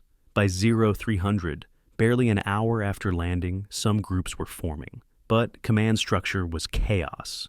Men followed whoever seemed confident regardless of rank. Sergeants commanded officers when sergeants knew the terrain and officers didn't. The formal hierarchy that military doctrine assumed would maintain order had dissolved into improvised leadership based on immediate competence rather than assigned authority. German 6th Fallschirmjäger Regiment logs from June 6th documented the German perspective on the American landing. A radio operator recorded at 0240. Reports of parachute landing across multiple sectors. Units appear scattered and disorganized. No concentrated attack observed. Appears to be multiple units without coordination. Another entry at 0315. Continued reports of small American groups. No pattern discernible. I'll recommend defensive posture until American intentions clear. The German assessment was accurate. Americans were scattered and disorganized. What Germans didn't realize was that scattered and disorganized didn't mean ineffective. It meant unpredictable. German defensive doctrine assumed paratroopers would land concentrated near objectives, allowing German forces to position defenses and counterattack. Scattered paratroopers appearing randomly across miles of countryside created a different problem. Germans couldn't determine where to concentrate defenses because Americans were everywhere and nowhere simultaneously. The hedgerow terrain proved more significant than anyone had anticipated. Intelligence briefings had mentioned bocage, the hedgerow landscape of Normandy, where fields were bordered by earthen berms topped with thick vegetation. But mentioned wasn't the same as emphasized. Paratroopers had trained for combat in open fields, forests, and urban terrain. They hadn't trained for combat in landscape where every 200 meters was divided by 8-foot hedgerows, with roots extending 5 feet below surface, creating natural fortifications that turned every field into a separate battlefield. Sergeant Carwood Lipton led 15 men through bocage he'd never trained for, unable to see more than one field ahead, unable to know if the next hedgerow concealed Americans or Germans. The hedgerows that should have been tactical details became central features of combat. They provided cover, but prevented coordination. They allowed small groups to hide from larger forces, but prevented small groups from finding each other. They transformed Normandy into a maze where navigation was almost impossible, and every decision to move forward risked walking into ambush. Radio failure compounded the chaos. SCR 300 radios, standard squad-level communication equipment, proved unreliable after parachute drops. 60% of radios were damaged or non-functional, crushed during landing, waterlogged from drops into flooded areas, or simply failed from the impact shock of parachute deployment. The radios that worked couldn't reach far enough to coordinate across scattered groups. Platoons that might have been a mile apart couldn't communicate. That companies that might have regrouped given coordination remained isolated because they had no way to know where other elements were located. The communication breakdown meant that even when groups accomplished objectives, they couldn't report success or request support. They operated blindly, hoping their actions contributed to larger operations they couldn't observe or coordinate with. Private Albert Blythe's first combat experience encapsulated the chaos. He landed in darkness, alone, unable to find anyone from his unit. He heard German voices, hid in a ditch, waited for 30 minutes until the voices faded. He clicked his clicker, heard no response, began moving based on compass heading toward where he thought the rally point should be. After an hour of walking, he encountered 3 other paratroopers, none from his company. Yes, they formed an improvised squad, moved through hedgerows, and suddenly walked into a German position. The firefight lasted perhaps 60 seconds. Blythe fired his rifle at a shape moving in darkness 5 feet away. The shape fell. Blythe watched a German soldier die in front of him, the first human being Blythe had ever killed, and felt nothing. No horror, no triumph, just numb recognition that combat was happening, and he was still alive when it ended. Years later, Blythe tried to explain that moment. I'd imagine my first combat would be dramatic, meaningful, significant. It was none of those things. It was confusion and terror, and then suddenly a man was dead, and we kept moving because stopping meant dying. That's all combat was, not heroic. All just surviving moment to moment and trying to not think about what you were doing to survive. Friendly fire incidents in the first 6 hours documented the cost of chaos. 8 documented cases, 23 men killed or wounded by other American forces who couldn't distinguish friend from enemy in darkness. The incidents followed similar patterns. Scattered groups encountered each other unexpectedly. Everyone fired first and identified second. And Americans killed Americans because darkness and fear made everyone a potential enemy. The clicker system that was supposed to prevent friendly fire worked only when both groups remembered to use it, and both groups heard the clicks over gunfire and aircraft noise. After dawn, when visibility improved, friendly fire incidents declined, but didn't stop. Men saw movement, fired at movement. All killed Americans who had been approaching friendly positions without proper identification. The military called these incidents regrettable errors of war. The men who survived them called them what they were, the inevitable result of scattering thousands of armed men across terrain where they couldn't see each other clearly enough to distinguish Americans from Germans before deciding to shoot. By 0600, 4 hours after the first drops, the 506th Regiment existed only as a theoretical organization. Small groups of men operated across miles of Norman countryside, each group attempting to accomplish some objective, most groups having no idea what other groups were doing or where other groups were located. Approximately 40% of the regiment remained isolated individuals or groups of fewer than 5 men. Our 30% had formed groups of 10 to 30 men, enough to function as combat units, but not enough to accomplish major objectives. Only 30% had regrouped into platoon or company-sized elements that could attempt the operations planners had envisioned. The largest concentrated group at dawn numbered approximately 90 men, less than 5% of the regiment. The worst-case scenario that planners had theorized about during planning sessions, that paratroopers would scatter too widely to function as a regiment, had happened. The 506th Regiment had effectively ceased to exist as a regiment. It had become dozens of isolated squads fighting separate battles that might or might not contribute to the larger invasion plan. The question facing every isolated group was the same. How do you achieve objectives designed for a regiment when you have a squad? The answer would determine whether the scattered drop became a disaster or an unconventional success that nobody had planned for, but some men would improvise into reality anyway. A hedgerow field in Normandy. 347, June 6th, 1944. Captain Richard Winters crouches with 13 men. All he's managed to gather in 90 minutes of searching. 9 are from Easy Company. 4 are from other companies. None are officers except Winters.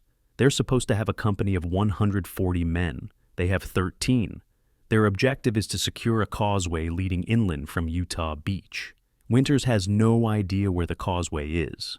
Though he knows it's supposed to be 2 miles northeast of the drop zone, he has no idea where the drop zone is relative to his current position. He pulls out his compass, checks his map by penlight, makes a calculation that's 60% navigation and 40% guessing. We're going to move northeast, he tells the men. Stay close, stay quiet, follow hand signals. If we encounter Germans, we engage only if we have no choice. Our objective is to regroup and find our targets, not to fight every German between here and the beach. A private asks, "Sir, shouldn't we wait for more men to find us?" Winters considers the question seriously, then shakes his head. If we wait, we accomplish nothing. If we move, we might accomplish something. In combat, accomplishing something is always better than accomplishing nothing safely. The men accept this logic because they've trained under Winters for 2 years and learned to trust his judgment. Winters doesn't mention that his logic is improvised, that military doctrine says scattered forces should consolidate before attempting objectives, that he's violating orders by moving without coordinating with higher command. He's doing what the moment requires and trusting that results will justify deviation from doctrine.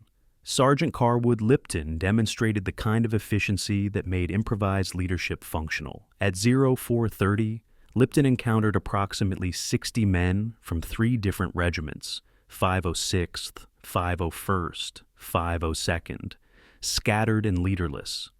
The senior ranking officer, a lieutenant, had been killed during landing. The men were waiting for someone to tell them what to do. Lipton, technically just a sergeant, took 8 minutes to restore order. He organized men by regiment. He identified who had working radios, who had medical training, who had heavy weapons. He established a perimeter, posted guards, consolidated ammunition so no one was fully depleted. Then he located the maps each man carried, compared them, triangulated their probable position.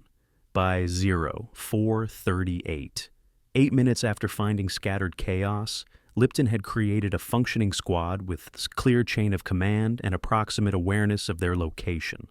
A lieutenant from the 502nd, watching Lipton work, said afterwards, "I had the rank, but that sergeant had the competence.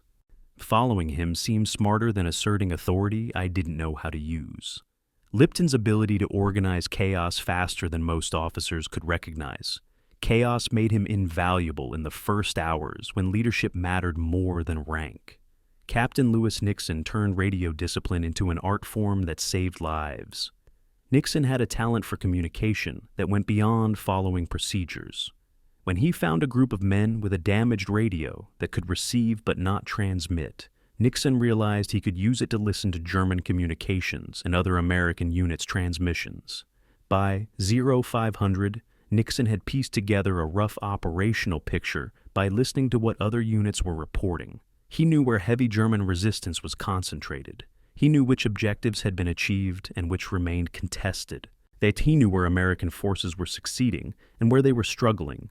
This information was fragmentary and incomplete, but it was more than most scattered groups possessed. Nixon passed this information to other groups he encountered, creating an informal intelligence network that spread knowledge faster than official channels could have coordinated. When asked after the war how he managed to maintain situational awareness when most groups operated blind, Nixon said, "I cheated. I listened instead of talking. Everyone else was screaming into radios trying to report. I shut up and paid attention to what everyone else was saying. Sometimes the best communication is listening." Sergeant Buck Compton faced the tactical dilemma that exemplified D-Day's chaos. Hold ground, you can't defend or retreat and expose other units to danger. At 0530, Compton commanded 8 men, all he'd found after landing, defending a hedgerow position. German infantry, approximately 30 men, approached from the east. Compton's instinct was to retreat. 8 men couldn't hold against 30. But if Compton retreated, the Germans would advance through his position and flank another American group that Compton could see 400 yards to his west. That group appeared to be at least 30 men, larger and more important than Compton's 8. If Compton held even briefly, it would give the larger group time to reposition. If Compton retreated immediately, the larger group might be overwhelmed before they realized Germans were flanking them. Compton made a calculation. Trading 8 lives to save 30 was acceptable mathematics. He told his men, "We hold until we can't hold. Then we retreat in pairs so someone always provides covering fire." They held for 47 minutes. 1 American killed, 4 wounded. They killed an estimated 17 Germans. When they finally retreated, the larger group had repositioned successfully and avoided the flanking attack. Compton's mathematics proved correct. But correctness didn't ease his conscience about the man killed and 4 wounded in a holding action that military doctrine would have called unnecessary risk.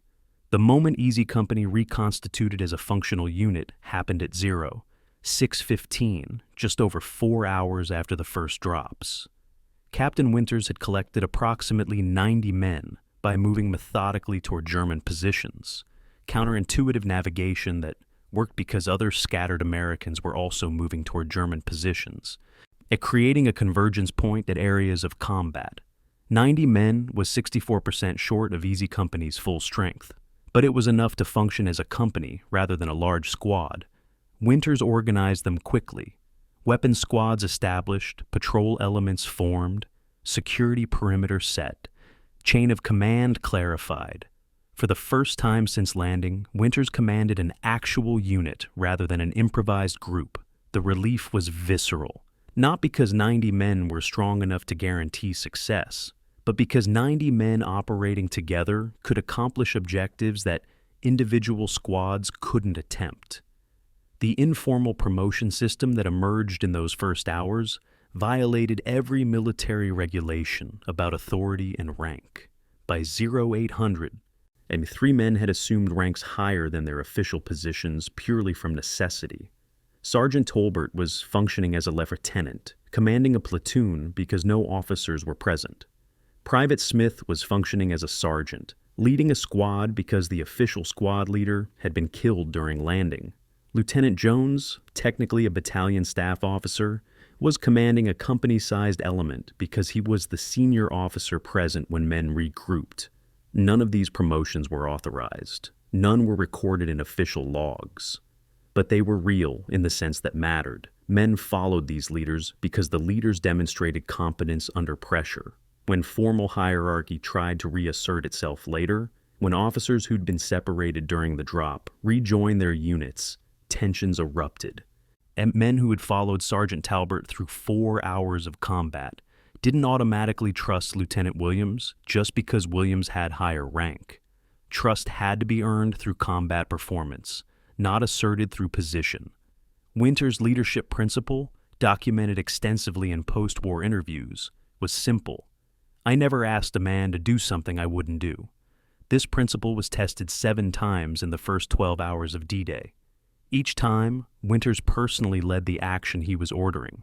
When he ordered men to assault a German position, Winters led the assault. When he ordered men to cross open ground under fire, Winters crossed first. When he ordered men to hold position despite enemy pressure, Winters held with them. This wasn't theatrical leadership performed for morale purposes. It was calculated demonstration that orders were survivable. Men followed Winters not because rank required obedience, but because Winters proved repeatedly that he wouldn't order something impossible. The distinction mattered psychologically. Following orders that might kill you is terrifying. Following a leader who's already survived what he's ordering you to do is merely dangerous. A crucial psychological difference that kept men functional when fear threatened to overwhelm them. The question that haunted discussions for decades was whether the men who emerged as leaders in those first hours were the right men, or whether crisis simply revealed capabilities that peacetime training couldn't identify. The evidence suggested both were true. Men like Winters, Lipton, and Nixon had been identified as potential leaders during training. Their performance under actual combat conditions validated training assessments. But men like Compton, Talbert, and dozens of others emerged as leaders despite not being formally designated for leadership roles. Crisis revealed leadership qualities that weren't visible during routine operations. The ability to make life or death decisions instantly, to inspire confidence when outcome was uncertain, to remain functional when fear was overwhelming. These qualities couldn't be taught. They could only be discovered through testing. D-Day was the test. The men who passed became the 506 Leadership Corps for the rest of the war. By 0800, approximately 8 hours after the first drops, the chaos was beginning to resolve into structure. The 506th Regiment still wasn't a regiment. It had scattered too widely for complete regrouping, but it had reformed into enough functional units that objectives could be attempted.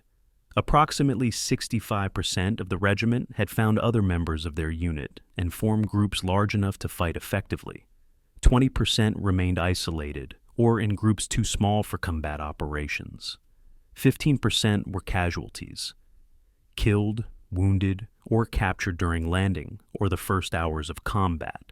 The scattered drop that should have destroyed the regiment's effectiveness had instead revealed what Toccoa training had created: men capable of functioning without formal structure, leadership capable of emerging without formal authority, and units capable of adapting to chaos faster than chaos could overwhelm them. The improvisation wasn't miraculous in the sense of being impossible or divine. It was miraculous in the sense of being unprecedented. American soldiers doing what American military doctrine said shouldn't be possible. Succeeding not because they followed plans, but because they'd been trained to function when plans failed. The 506th wasn't winning because they were better soldiers. They were surviving because they were better improvisers. And in Normandy on June 6th, improvisation mattered more than any plan commanders had ever designed. Normandy, France. 7:15, June 6th, 1944. Captain Richard Winters receives his orders from a runner who's found him after hours of searching through scattered units. The orders are simple. Take the causeway at Utah, exit 1. The causeway is a raised road, 400 meters long, connecting Utah Beach to inland positions. German forces hold it. Without that causeway, troops landing on the beach can't move inland efficiently. Winters has 90 men, less than half his company's strength. Intelligence estimates 100-plus Germans defending entrenched positions with clear fields of fire across the entire causeway length. The mathematics are unfavorable. The causeway is narrow enough that only 2 men can walk abreast, meaning Winters can't use numerical advantage to overwhelm defenders. Elevation changes of 47 feet mean Germans hold high ground, while Americans must assault upward. Every tactical principle Winters learned says this assault should fail, but orders don't account for tactical principles. Orders account for strategic necessity. The causeway must be taken. Winters gathers his squad leaders, shows them the objective on a map, and says 4 words that define his leadership philosophy. We're going to win. Not, we're going to try, or we'll do our best. We're going to win. The confidence isn't bravado. It's a command decision that removes doubt as an option. The men accept it because Winters has never lied to them about what's possible. The assault plan was improvised from terrain observation and educated guessing. Winters personally scouted the German positions for 15 minutes, crawling through hedgerows to get close enough to see defensive layout without being spotted. He identified approximately 60 to 80 Germans, fewer than intelligence estimated, but still numerically superior. They had fortified positions at both ends of the causeway with machine gun nests covering the approach. Mortars positioned behind the main defensive line could shell the causeway if Americans tried to advance directly. The frontal assault that military doctrine suggested was suicide. Winters needed a different approach. He split his 90 men into 3 groups. 30 men under Lieutenant Jones would provide suppressing fire from the American side of the causeway, keeping German heads down without attempting to advance. 30 men under Sergeant Lipton would flank right through hedgerows, approaching the German position from the side where defenses were weaker. 30 men under Winters' direct command would wait until Germans repositioned to face Lipton's flanking movement, then assault the causeway directly while Germans were distracted.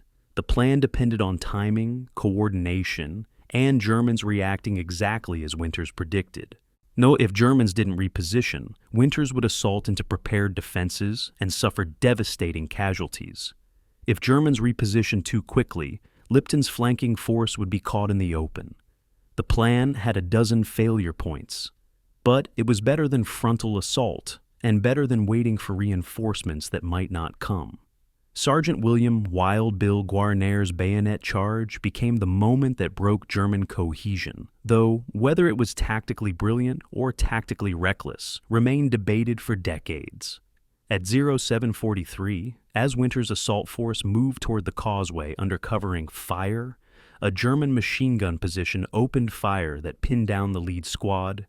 Men dropped flat, unable to advance, taking casualties from sustained fire. The assault was stalling. Guarnere, without coordination, charged the machine gun position alone with fixed bayonet. He covered 30 meters of open ground while German fire converged on him. Multiple witnesses reported seeing bullets impact the ground around Guarnere's feet, seeing his uniform punctured by near misses. Guarnere reached the machine gun nest, killed 2 Germans with bayonet, forced the remaining 3 to surrender, and turned the captured machine gun on other German positions. The charge was suicide by probability. It succeeded through luck, speed, and German defenders' momentary shock at seeing a single American charging their position. Guarnere's action gave Winter's assault force the momentum to advance. Whether that justified the risk remained controversial. After the war, when asked why he'd charged, Guarnere said simply, "We were pinned. Someone had to do something. I did something." That pragmatic explanation satisfied men who'd been there. It didn't satisfy military historians who calculated that Guarnere's 95% chance of death made his action unjustifiable regardless of outcome. The German defensive collapse happened faster than American advantage should have permitted.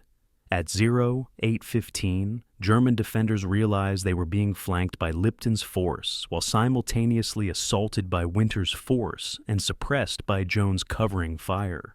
German tactical doctrine for this situation was clear: hold the position until reinforcements arrived or until casualties exceeded 50%. But doctrine didn't account for psychological pressure of coordinated multi-axis attack. Germans couldn't determine how many Americans were attacking because forces came from multiple directions. They couldn't coordinate defense because American fire made communication between positions difficult. Most critically, the German captain commanding the position radioed for instructions at 0822, and his report, preserved in German archives, sounded confused, almost disbelieving. Under attack from multiple directions by force of unknown size, Americans should be scattered and disorganized per initial reports. These Americans appear organized and coordinated. I'll request immediate reinforcement or permission to withdraw. The German captain's confusion revealed the 506's greatest advantage. German intelligence had assured defenders that paratroopers would be scattered and ineffective for hours or days after landing. Instead, Americans were attacking coordinated objectives within 6 hours. The gap between German expectations and American reality created psychological shock that tactical training hadn't prepared Germans to handle. The causeway fell at 0930. German defenders retreated after losing approximately 15 to 20 men killed and 12 captured. American casualties were 6 killed, 23 wounded, roughly 25% of the assault force. By conventional standards, 25% casualties for a successful objective was acceptable. By human standards, 25% casualties meant 29 men who'd been alive at 0700 were dead or bleeding by 0930. Their bodies payment for 400 meters of raised roadway.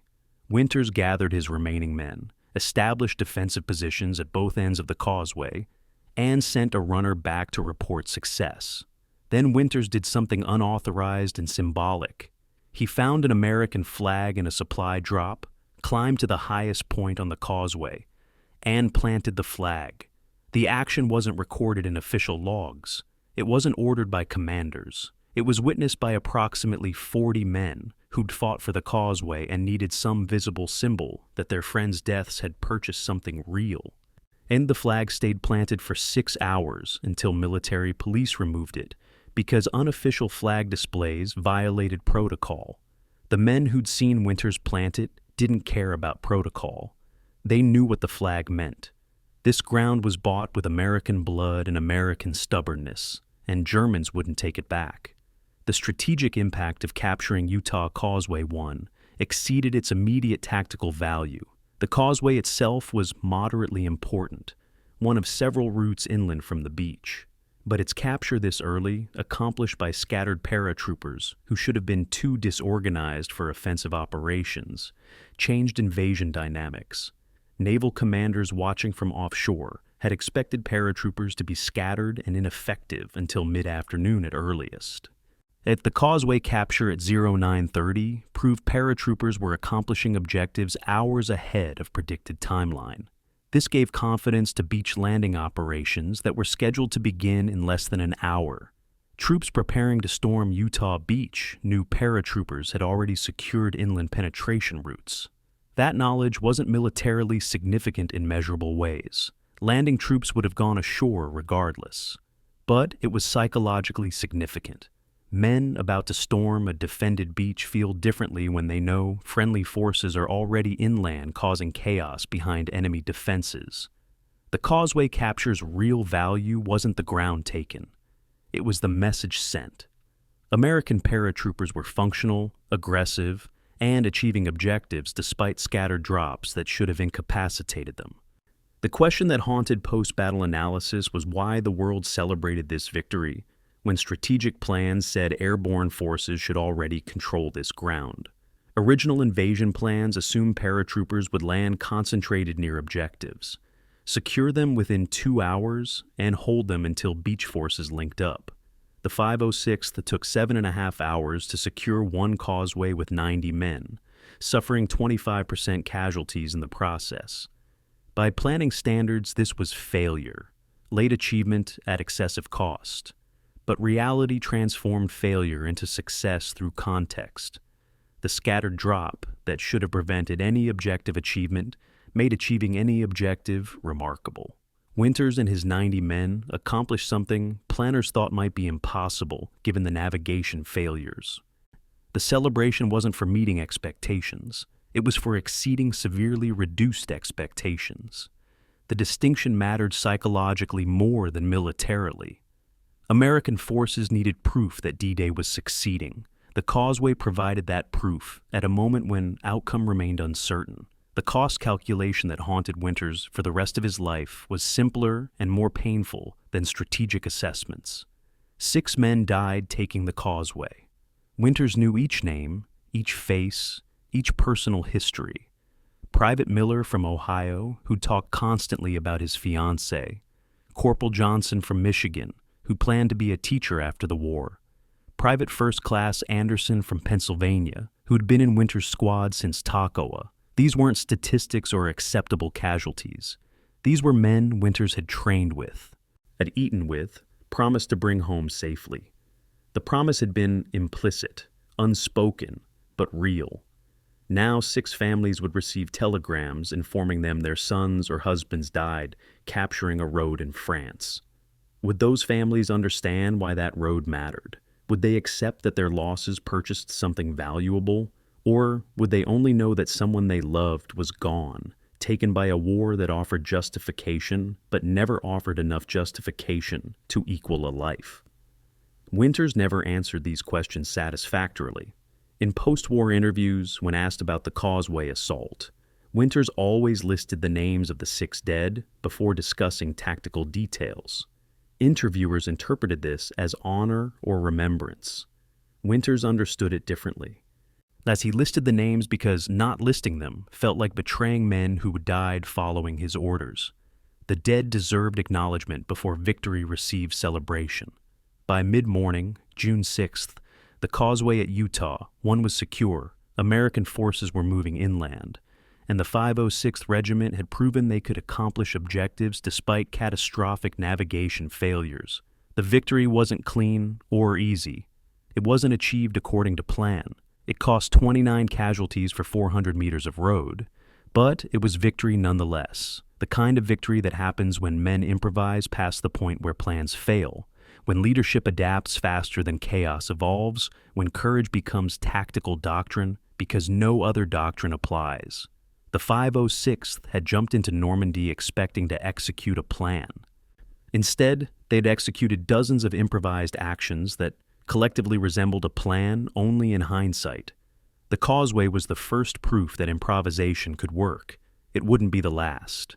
For the next 62 days, the 506th would discover repeatedly that Normandy demanded constant improvisation, that survival required abandoning doctrine in favor of adaptation, and that the training sink had beaten into them at Toccoa. Trust each other, adapt to chaos, accomplish objectives despite impossible conditions, was the only training that mattered when everything else proved inadequate. The causeway was just the beginning. The grinding attrition that would consume the regiment over the next 2 months was still ahead. But for one morning in Normandy, the 506 could believe they were invincible. Normandy, France. 0800, June 7th, 1944. General Maxwell Taylor arrives at what's left of 506th Regiment headquarters with the main body of the 101st Airborne Division. Taylor is a major general, 3 stars, commanding 11,600 men across 5 regiments. He's been separated from his division since landing, gathering scattered units throughout the night and into dawn. Now, he's finally reaching forward positions where the 506th has been fighting since landing 30 hours ago. Colonel Robert Sink meets Taylor and begins briefing him on current tactical situation. Taylor listens, nods, asks sharp questions about casualties and ammunition status. But Taylor's attention isn't on Sink's briefing. He's watching the men. They're covered in mud, blood, and exhaustion. Many haven't eaten since boarding aircraft in England. Some have visible wounds they're ignoring because medical supplies are depleted. They move with mechanical efficiency that suggests they're operating on muscle memory rather than conscious thought. Taylor has commanded men in combat before. He recognizes the signs. These aren't fresh troops ready for extended operations. These are men who've expended everything they had to accomplish objectives that should have been impossible. Taylor makes a command decision. The 506th will transition from assault operations to defensive holding as rapidly as replacements can be shuffled forward. Sink argues that his men can continue offensive operations. Taylor overrules him. "Your men have done enough," Taylor says. "You now let someone else do the dying for a few days." It's the first time anyone has acknowledged what Sink knows but hasn't said. The 506th has been fighting beyond sustainable limits since landing. The transformation from desperate isolated unit to integral part of a full division happened abruptly. At 0700 the June 7th, the 506th was still operating essentially independently. Scattered groups coordinating informally, achieving local objectives, holding ground through determination more than strength. By 0900, with Taylor's arrival and the rest of the division linking up, the 506th became just one regiment among 5 in a division that now had clear command structure, coordinated operations, and logistical support. The psychological shift was almost violent in its suddenness.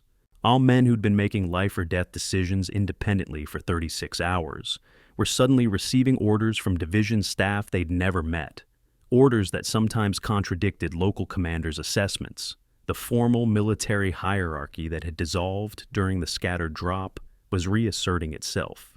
Not everyone welcomed the transition. Men who'd survived through improvisation and initiative now had to subordinate that initiative to division-level coordination. The tension between bottom-up leadership forged in chaos and top-down hierarchy imposed by organizational structure created friction that would persist for weeks. A supply truck broke through from Utah Beach at 0830, driven by Private Dennis O'Malley, who'd been attached to division logistics and had no idea the 506th was this far inland. O'Malley had expected to find rear area positions, maybe a casualty collection point. Instead, he drove directly into forward combat positions where men were holding defensive perimeters against potential German counterattacks. O'Malley's reaction, documented in his diary, captured the gap between expectations and reality. "I thought I'd be driving to a secured area behind the front lines. Turns out there were no front lines. There were just places where Americans happened to be standing, and everywhere else was contested or German-held. The men I found looked like they'd been fighting for a month, not 36 hours. I asked where I should unload supplies. A sergeant looked at me like I was insane and said, 'Anywhere is fine, we'll find it.' Then he helped me unload and immediately disappeared back into the hedgerows. I didn't even learn his name." O'Malley's confusion was shared by many rear echelon personnel arriving inland. The combat front wasn't a line on a map where friendly and enemy territories clearly separated. It was a chaotic patchwork where control shifted block by block, field by field, based on which forces currently occupied which positions. The moment Sink reunited with Winters revealed their different understanding of what had been accomplished. Sink greeted Winters with formal congratulations on securing the causeway, adding it to the list of objectives achieved ahead of schedule. Winters thanked Sink, but his response was flat. emotionless. Sink noticed immediately. "Is something wrong?" Sink asked. Winters hesitated, then said, "We achieved the objective, sir, but we lost 6 men doing it, and I'm not sure 6 lives was the correct price for 400 meters of road." Sink's response, witnessed by 3 other officers, was characteristically direct.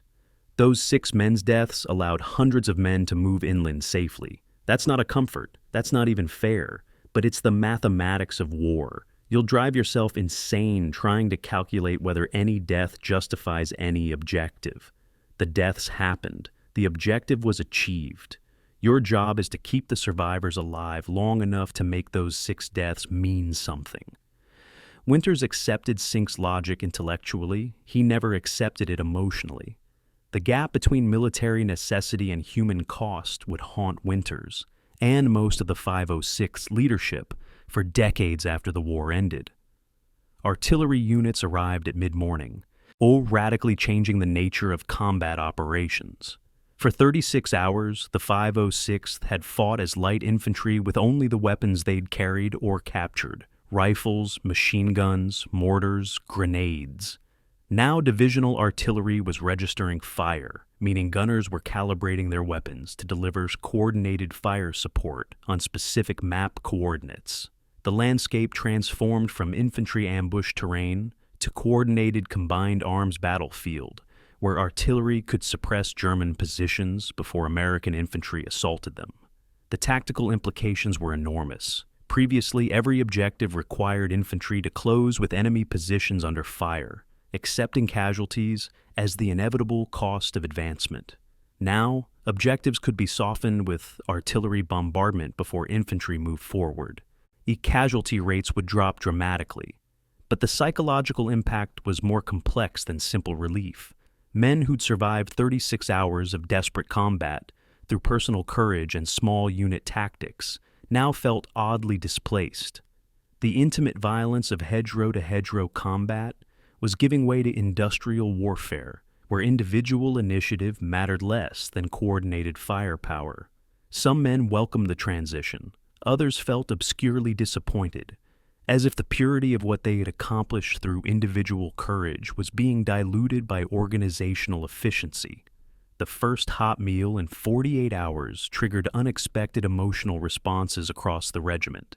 At 1300th June 7th, field kitchens established behind forward positions began serving hot food, not gourmet cuisine, but actual cooked meals instead of cold rations eaten, crouched in ditches. Men lined up, received plates, sat on the ground eating, and some began crying, not from joy or relief, from the emotional release of realizing they had survived long enough to eat a hot meal, that the desperate edge-of-death existence of the past 48 hours had ended, that life might continue beyond moment-to-moment survival.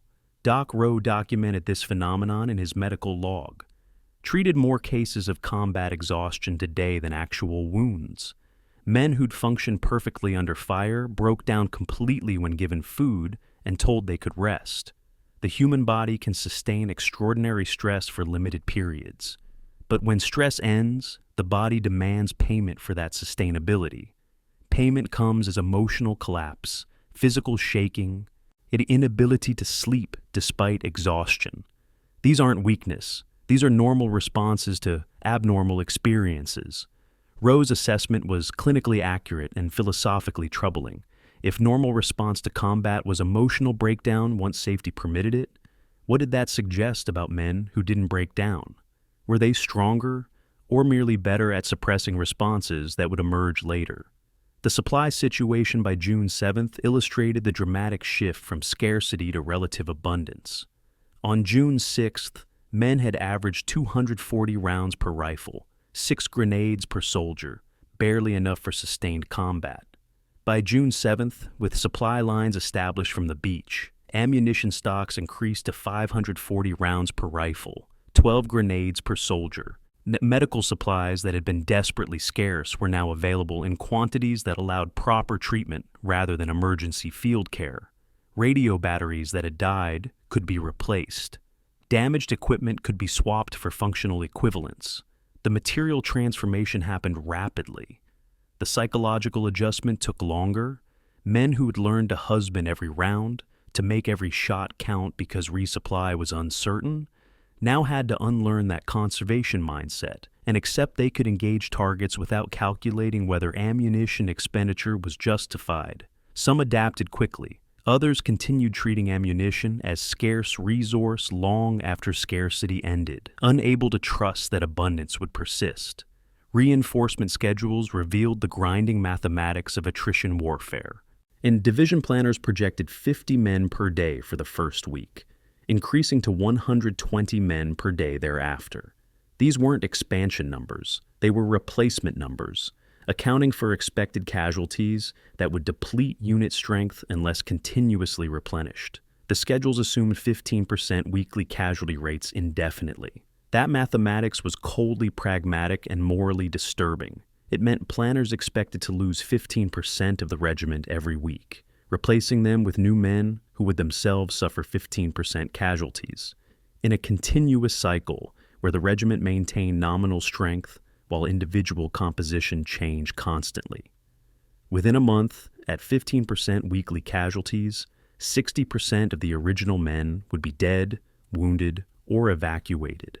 Within 2 months, in nearly 90%, the regiment would persist. The men who made up the regiment would be systematically consumed and replaced.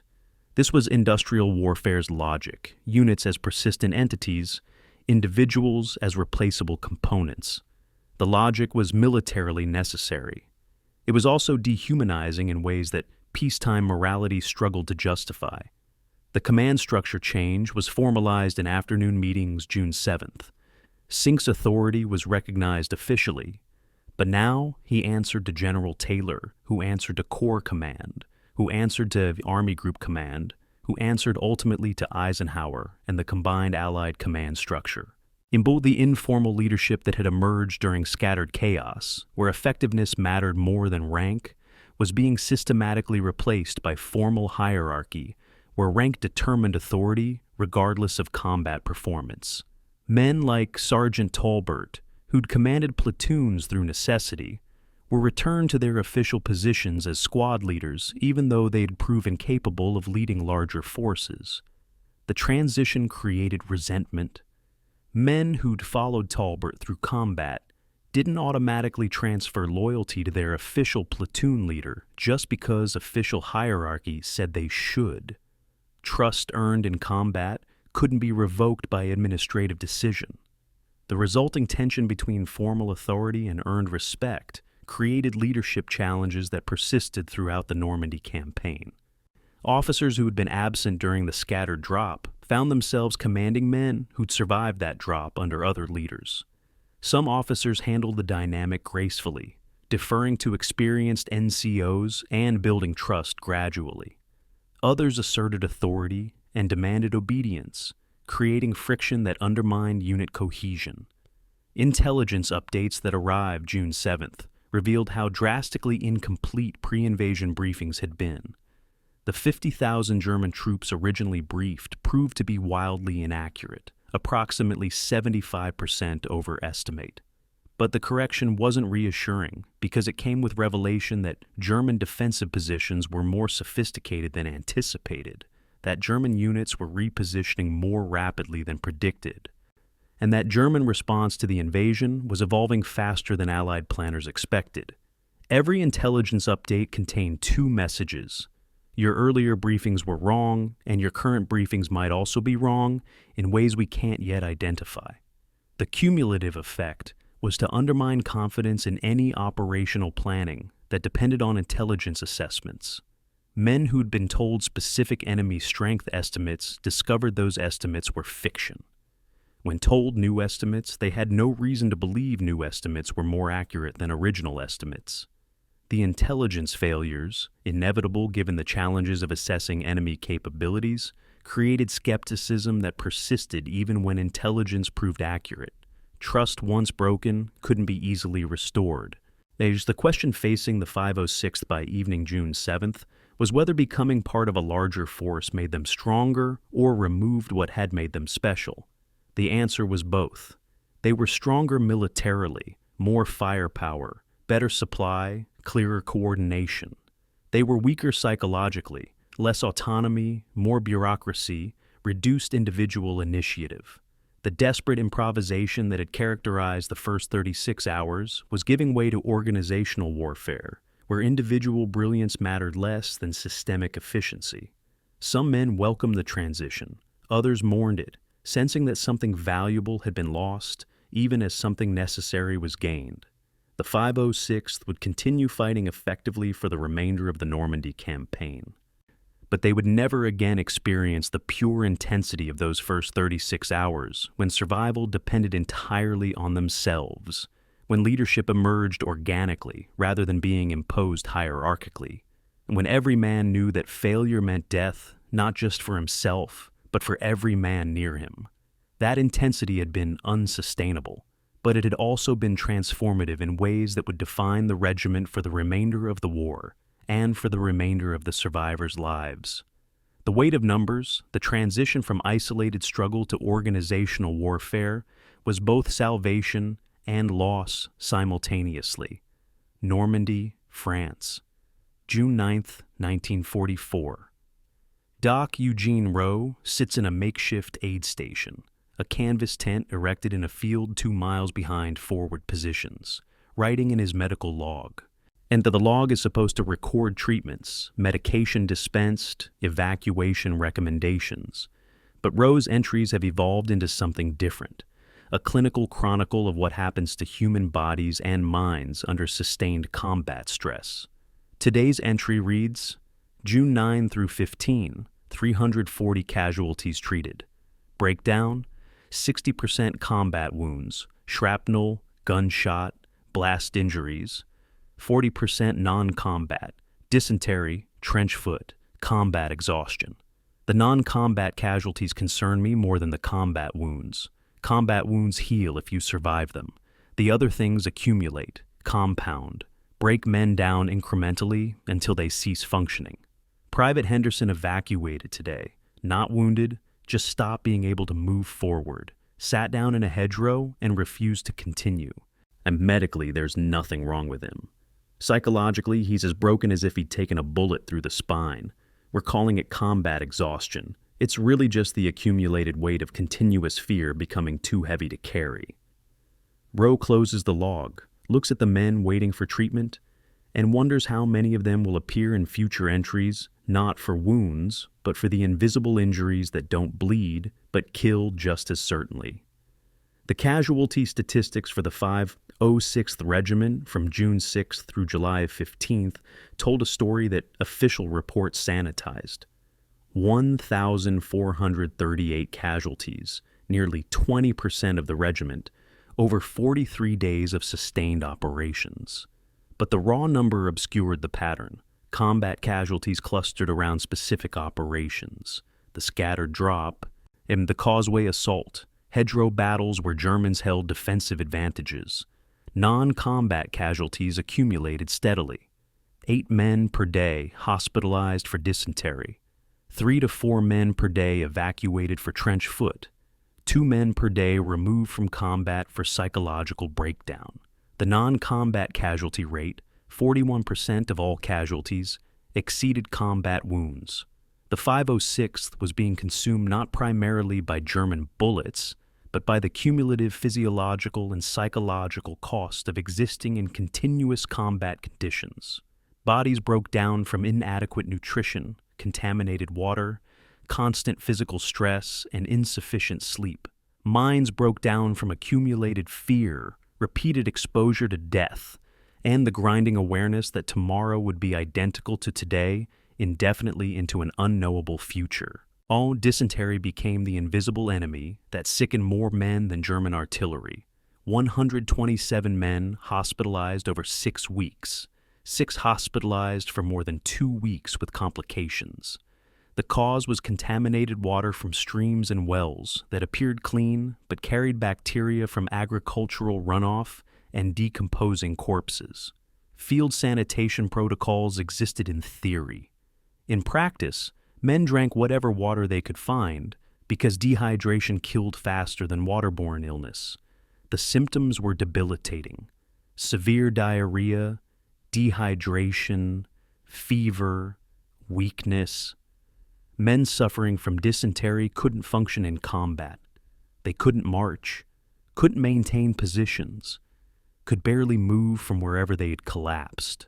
Medical treatment was limited to oral rehydration and waiting for infection to resolve naturally. As some men recovered in 3 to 4 days, others remained incapacitated for weeks. The randomness of who recovered quickly and who didn't added another layer of stress. Every man drinking questionable water knew he might be the next one incapacitated, removed from his unit, evacuated to a rear area hospital while his friends continued fighting without him. The guilt of being evacuated for illness rather than wounds created psychological burdens that many men found harder to bear than actual combat injuries. A night patrol on June 12th illustrated the grinding nature of sustained combat operations. Lieutenant Welsh led a 12-man patrol to probe German defensive positions in hedgerows approximately 800 meters from American lines. The mission objective was simple: determine if Germans had reinforced a particular hedgerow complex overnight. The patrol moved out at 2100 hours, moved through 3 hedgerows without contact, approached the 4th hedgerow, and immediately came under machine gun fire from a German position that intelligence had assured them wasn't there. 3 Americans wounded in the first burst. The patrol dropped flat, returned fire, attempted to withdraw while carrying wounded. German mortars began dropping rounds around American positions. The patrol retreated, carrying their wounded, covering 300 meters under sporadic fire before reaching relative safety. Mission time, 47 minutes. Result: failed to determine German defensive positions, lost 3 men wounded, accomplished nothing except confirming that Germans were present in unknown strength at unknown locations. Welsh's after-action report was 3 sentences. Encountered German resistance in Hedgerow 4, 3 casualties, unable to complete reconnaissance.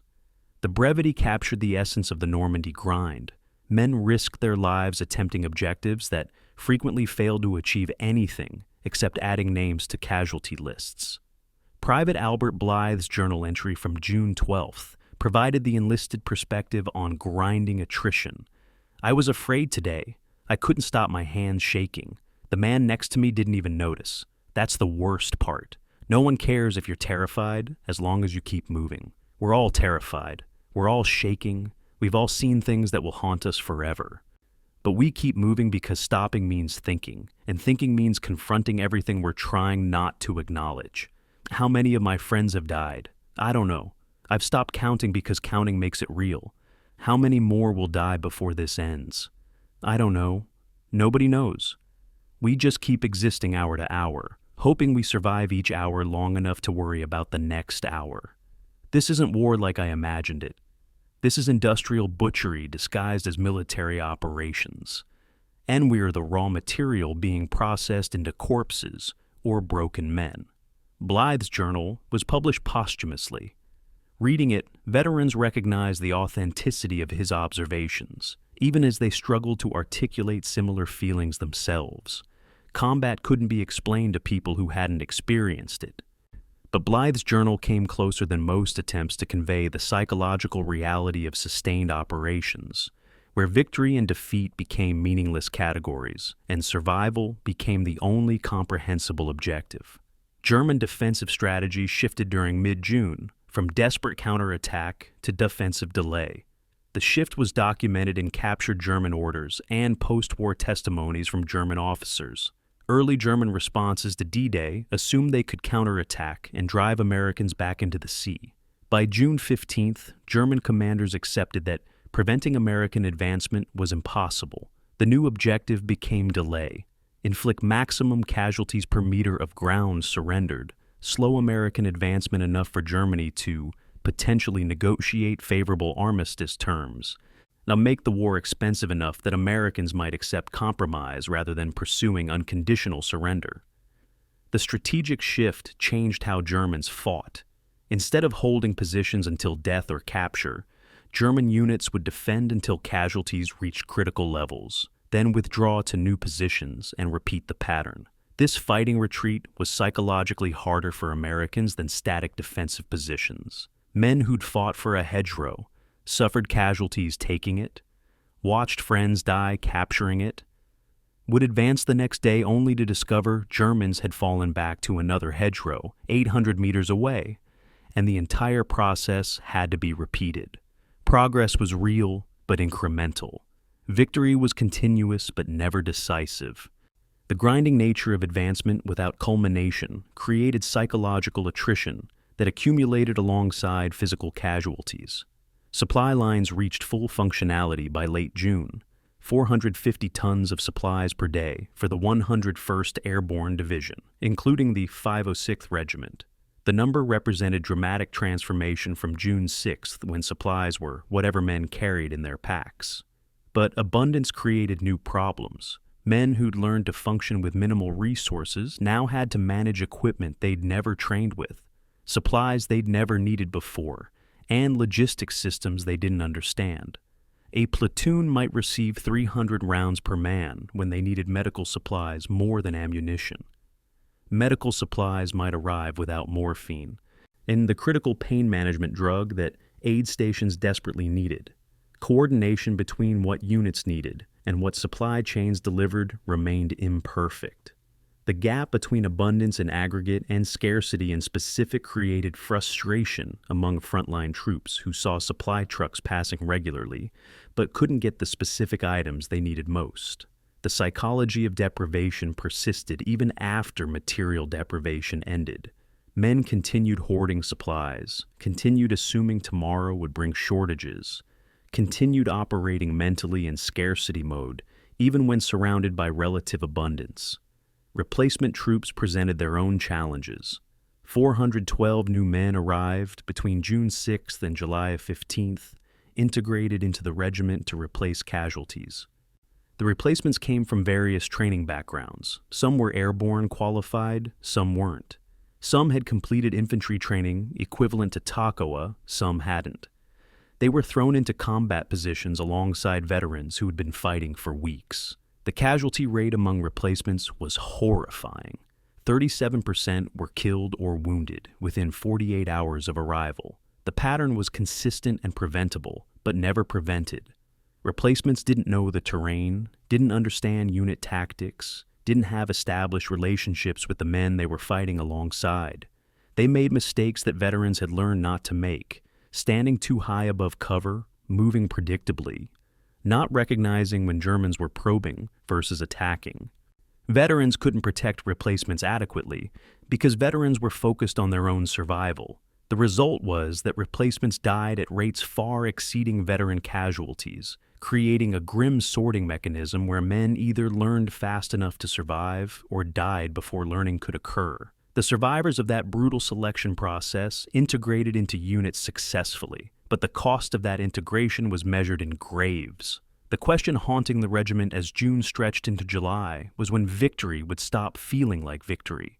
Officially, D-Day was succeeding. Americans were advancing. Germans were retreating. Every day brought new ground captured, new objectives achieved, new headlines about Allied progress. But the men of the 506th didn't feel victorious. They felt exhausted. Oh, every advancement meant another hedgerow to assault, another German position to suppress, another day of existing in sustained fear that never quite resolved into either safety or death, but remained suspended in continuous danger. The accumulation was grinding men down at psychological levels that didn't register as casualties. Men became quieter, less responsive, more mechanical in their movements. They followed orders competently, but without engagement. They existed more than they lived. Doc Rowe recognized the pattern, but had no solution. Combat exhaustion was the clinical term. The reality was simpler and more troubling. Men were discovering that surviving combat was less about courage or skill than about enduring psychological pressure that increased daily without any visible endpoint. Some men could endure indefinitely. Most men had limits. The 506th was approaching those limits without any certainty about what happened when limits were exceeded. The Normandy grind wasn't dramatic, it was corrosive, and corrosion, unlike explosive destruction, happened invisibly until structural failure occurred without warning. Normandy, France, June 28, 1944. Captain Richard Winters crouches at the base of a hedgerow, studying the terrain ahead through binoculars. The hedgerow is 8 feet high, 4 feet thick, roots extending deep underground, creating a natural earthen fortification. Beyond this hedgerow lies another field, bordered by another hedgerow, beyond which lies another field and another hedgerow, repeating for miles in every direction. The bocage of Normandy, agricultural landscape shaped by centuries of farming practice, has become the most tactically significant terrain feature of the entire invasion. Intelligence briefings mentioned hedgerows. They didn't emphasize them. They didn't explain that hedgerows would transform every 200-meter field into a separate battlefield, where attacking forces would have massive disadvantages, and defending forces could inflict disproportionate casualties before withdrawing to the next hedgerow and repeating the process indefinitely. Winters has been fighting in this terrain for 3 weeks. He understands now what intelligence officers didn't. The hedgerows aren't obstacles to overcome. They're the fundamental defining feature of combat in Normandy, and American tactical doctrine wasn't designed for this kind of warfare. Ian Winters watches a German position 500 meters away. He knows Germans are there. He knows assaulting that position will cost American casualties. He also knows that even after taking that position, there will be another hedgerow beyond it with more Germans, and the entire process will repeat. Victory isn't winning battles. Victory is surviving enough battles to reach a place where battles stop. Winters doesn't know where that place is or when battles will stop. Nobody knows. They just keep fighting. The bocage terrain fundamentally altered tactical dynamics in ways neither American nor German doctrine anticipated. Hedgerows averaged 8 to 15 feet in height, with earthen berms at their base and thick vegetation creating walls that blocked lines of sight and fields of fire. Root systems extended 4 to 5 feet below surface, creating natural fortifications that conventional explosives couldn't eliminate. Fields between hedgerows range from 100 to 300 meters across, small enough that defending forces could cover the entire field with overlapping fire, large enough that attacking forces needed to cross significant open ground under fire to close with defensive positions. The geometry gave defenders overwhelming advantages. A single German machine gun position in a hedgerow could delay an entire American platoon for hours. Germans could fire from concealment, while Americans had to advance across open ground. Germans could withdraw through gaps in hedgerows to prepared positions in the next field, while Americans had to breach hedgerows under fire. The casualty mathematics were brutal. Attacking forces routinely suffered 5 times the casualties of defending forces per engagement. American tactical doctrine assumed warfare would occur in open terrain, where numbers and firepower would provide advantages. Hedgerows negated those advantages and substituted German defensive superiority that no amount of American aggression could overcome through conventional tactics. Casualty rates for hedgerow operations quantified what every soldier felt viscerally. This terrain was killing Americans faster than any other environment encountered in the European theater. Casualty rates per day of hedgerow combat were 5 times higher than open field operations, 3 times higher than urban combat, and approached casualty rates experienced in the worst days of the scattered D-Day drop. The 506th lost approximately 40 men per week during the hedgerow phase, June 15th through July 15th, compared to 20 men per week during open field operations earlier in the war. The increased casualties weren't due to German numerical superiority or American tactical incompetence. They resulted from terrain that systematically favored defenders. Every assault on a hedgerow position required Americans to expose themselves to German fire while crossing open ground. Every successful assault merely advanced Americans to the next hedgerow, where the process repeated. The accumulation was grinding down units faster than replacements could replenish them, threatening to render the entire regiment combat ineffective through pure attrition. And German defensive advantages in bocage combat were documented in both American after-action reports and captured German assessments. A single German platoon positioned in a hedgerow could delay a full American company, 4 times their number, for 2 to 4 hours. The delay wasn't because Germans fought better individually. It resulted from terrain multiplying defensive effectiveness. Germans could position machine guns with interlocking fields of fire covering all approaches. They could sight mortars behind hedgerows, where American return fire couldn't reach them. They could position snipers in vegetation that provided concealment while allowing clear sight lines across open fields. Most critically, Germans could abandon positions rapidly when American pressure became overwhelming. It's falling back to prepared positions in the next hedgerow rather than fighting to annihilation. The result was that Americans rarely captured Germans and frequently suffered casualties assaulting positions Germans had already decided to abandon. The psychological impact was corrosive. Men risked their lives assaulting positions that turned out to be empty or lightly held. Discovering that their courage and casualties had purchased ground, Germans had already chosen to surrender. Captain Winters recognized the problem by June 22nd and began redesigning patrol tactics to account for hedgerow realities. Traditional squad tactics assumed open fields where maneuver and flanking movements provided tactical options. Hedgerows eliminated maneuver options and forced frontal assaults into prepared defenses.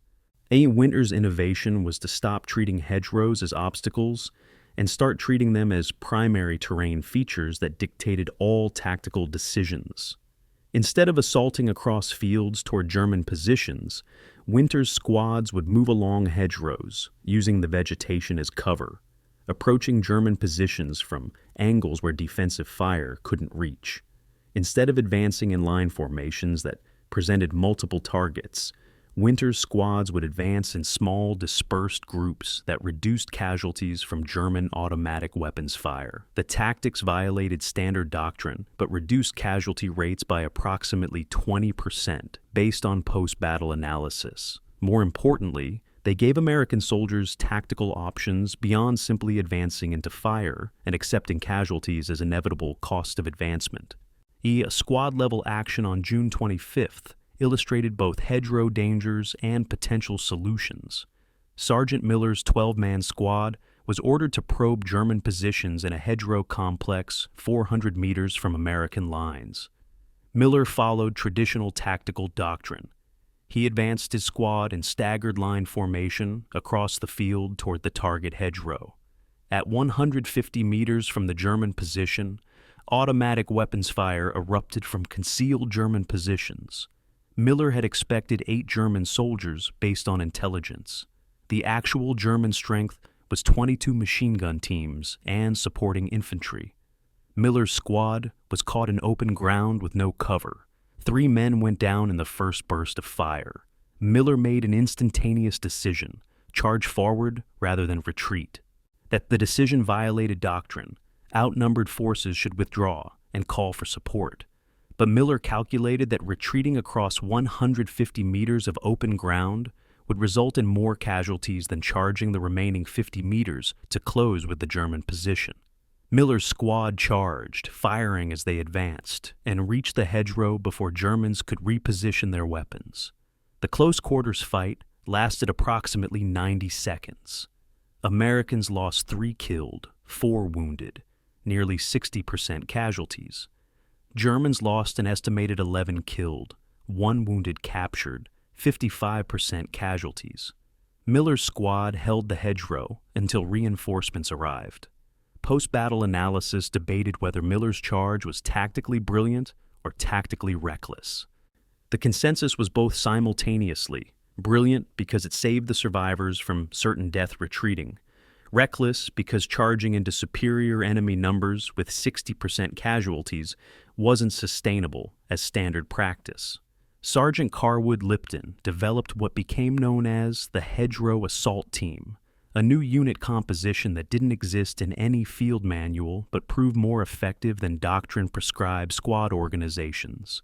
Traditional squads consisted of riflemen, a machine gun team, and a squad leader. Lipton's assault teams combined riflemen, machine gunners, and grenadiers in three-man cells that could operate semi-independently. One man provided covering fire with a Browning automatic rifle. One man maneuvered toward the objective. One man threw grenades to suppress defensive positions. That the three-man cells could advance through hedgerow terrain faster than full squads, could adapt to changing situations without waiting for orders, and reduce casualties by ensuring that if one cell was pinned down or destroyed, other cells could continue operating. Lipton's innovation spread informally through the regiment, as other squad leaders observed its effectiveness and adopted similar tactics. By July, approximately 60% of 506th squads had adopted some variation of Lipton's assault team concept, despite it never being formally authorized or incorporated into official doctrine. The rapid informal adoption proved what military theorists had long debated. Soldiers will modify doctrine when reality demonstrates that doctrine doesn't work. And the best tactics emerge from frontline experience rather than headquarters planning. Private Albert Blythe's crisis during the hedgerow phase revealed the psychological toll of sustained bocage combat. After 3 close encounters with death in as many days, a German sniper's round that missed his head by inches, a mortar barrage that killed the man next to him, a nighttime German probe that overran his position before being repelled, Blythe developed hysterical blindness. He woke on June 27th, unable to see despite having no physical eye damage. Doc Rowe examined him, found no medical cause, and diagnosed combat exhaustion manifesting as conversion disorder, psychological trauma, creating physical symptoms. Blythe was evacuated to a field hospital, then to England. Doctors believed his blindness might be permanent. Yet 6 weeks later, Blythe's sight returned spontaneously. He was returned to duty and continued serving through the end of the war. But his case illustrated what was happening to men throughout the regiment. Sustained psychological pressure was breaking men in ways that looked like physical injuries, but resulted from accumulated fear and trauma that exceeded human capacity to process while remaining functional. Blythe was unusual only in that his breakdown took visible form. Hundreds of men throughout the regiment were experiencing similar psychological damage that didn't manifest as dramatic symptoms, but degraded combat effectiveness and would haunt them for decades after the war ended. Friendly fire incidents increased during the hedgerow phase, as visibility limitations made target identification nearly impossible. In E12 documented incidents between June 15th and July 15th, one every 2.5 days, resulted in 38 American casualties from American fire. The incidents followed predictable patterns. American squads maneuvering through hedgerows would encounter other American squads unexpectedly. Both groups would see movement, identify potential threat, and fire before confirming targets. By the time identification occurred, casualties had already happened. Night operations were particularly dangerous. Multiple incidents involved American patrols encountering each other in darkness, both assuming the other was German, both opening fire simultaneously. The incidents weren't prevented by improved training or better communication protocols. And they were inherent consequences of fighting in terrain where visibility rarely exceeded 200 meters, and positive target identification required visual confirmation at ranges where hesitating to fire meant dying if the target proved hostile. The military called these incidents regrettable but unavoidable consequences of the operational environment. The men who survived them understood differently. Friendly fire casualties were the price paid for fighting in terrain that made killing easier than identifying targets before killing them. The hedgerow war wasn't won through dramatic breakthroughs or brilliant strategies. It was won through grinding attrition, where Americans accepted higher casualties than Germans per engagement, but sustained those casualties longer than Germans could sustain defensive operations. By mid-July, German forces in Normandy were exhausted, undersupplied, and unable to maintain the defensive intensity that hedgerow warfare demanded. Americans were equally exhausted but had seemingly unlimited replacement personnel and material superiority that Germans couldn't match.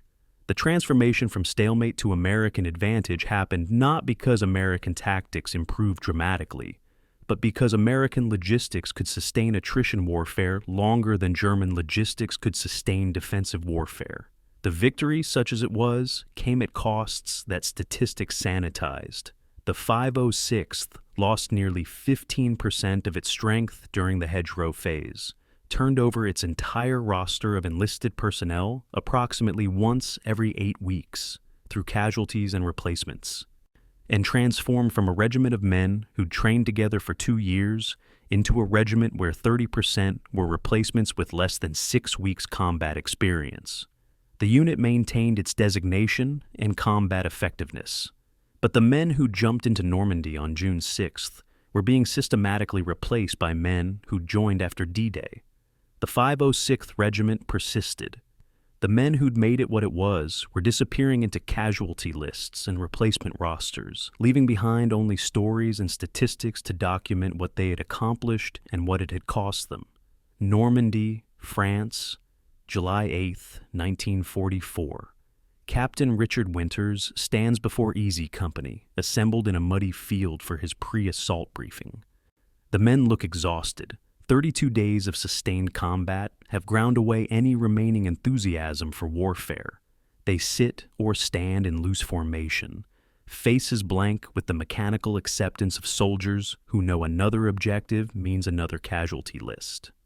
Winters unfolds his map, points to the target. "St. Lo," he says, "the northern approach. Our objective is to clear German defensive positions and secure the road network leading into the town.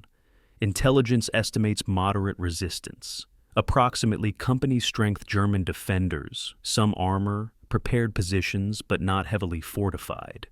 We attack at 0630 tomorrow morning. Questions?" A private in the back raises his hand. "Sir, how many is moderate resistance?" Winters considers lying, considers offering reassurance, then decides these men deserve honesty. "Enough to make this difficult, not enough to make it impossible. We've done harder." The private nods, accepts the answer, doesn't ask the real question everyone's thinking. How many of us will die taking a town that intelligence called moderately defended? Winters doesn't answer because he doesn't know, and pretending to know would insult men who have learned that intelligence estimates are aspirational fiction more than a reliable fact. The assault began at 0630, July 8th, with artillery preparation that was supposed to suppress German defenses and allow American infantry to advance with minimal resistance. By 0815, 90 minutes into the operation, everyone realized the intelligence estimates had been catastrophically wrong. German defenders hadn't deployed company strength, approximately 150 men. They'd deployed battalion strength, approximately 500 men, reinforced with elements from 2 companies of 2nd SS Panzer Division that intelligence hadn't detected. The American forces committed to the assault were 3 regiments totaling approximately 3,200 men. The numerical advantage should have been overwhelming, but numbers meant less than preparation. Germans had fortified positions throughout the northern approach to St. Lo, creating overlapping fields of fire that turned every advance into a deadly calculation of acceptable casualties versus potential gains. The Americans advanced anyway, because orders were orders and objectives didn't become optional just because achieving them would be expensive in lives. A platoon sergeant's experience encapsulated the danger of fatigue overwhelming tactical judgment. Sergeant Walker had been awake for approximately 40 hours, sustained by coffee, adrenaline, and the ingrained discipline of 2 years' training. At 0920, Walker's platoon was ordered to advance across an open field toward a German-held hedgerow position. Walker began the advance without properly reconnoitering the German position, without coordinating suppressing fire, without establishing covering positions. He later couldn't explain why he'd made such fundamental tactical errors. The best explanation he offered: "I was too tired to think properly. I heard the order to advance, and I advanced because that's what orders meant. I didn't process that the tactical situation required preparation before advancing. And I just started moving, and my men followed me because that's what they'd been trained to do." The platoon walked into withering machine gun fire, 7 men wounded in the first 30 seconds. Walker immediately recognized his error, ordered withdrawal, managed to extract his platoon with no additional casualties, but the incident revealed the danger of sustained operations. Men became so exhausted that automatic responses replaced tactical judgment, and automatic responses in complex combat situations got people killed. Sergeant Carwood Lipton faced a decision that would haunt him for decades: sacrifice men attempting impossible objectives, or refuse orders and accept consequences. At 0945, Lipton's platoon was ordered to assault a German strongpoint that commanded the approach to St. Lo's northern entrance.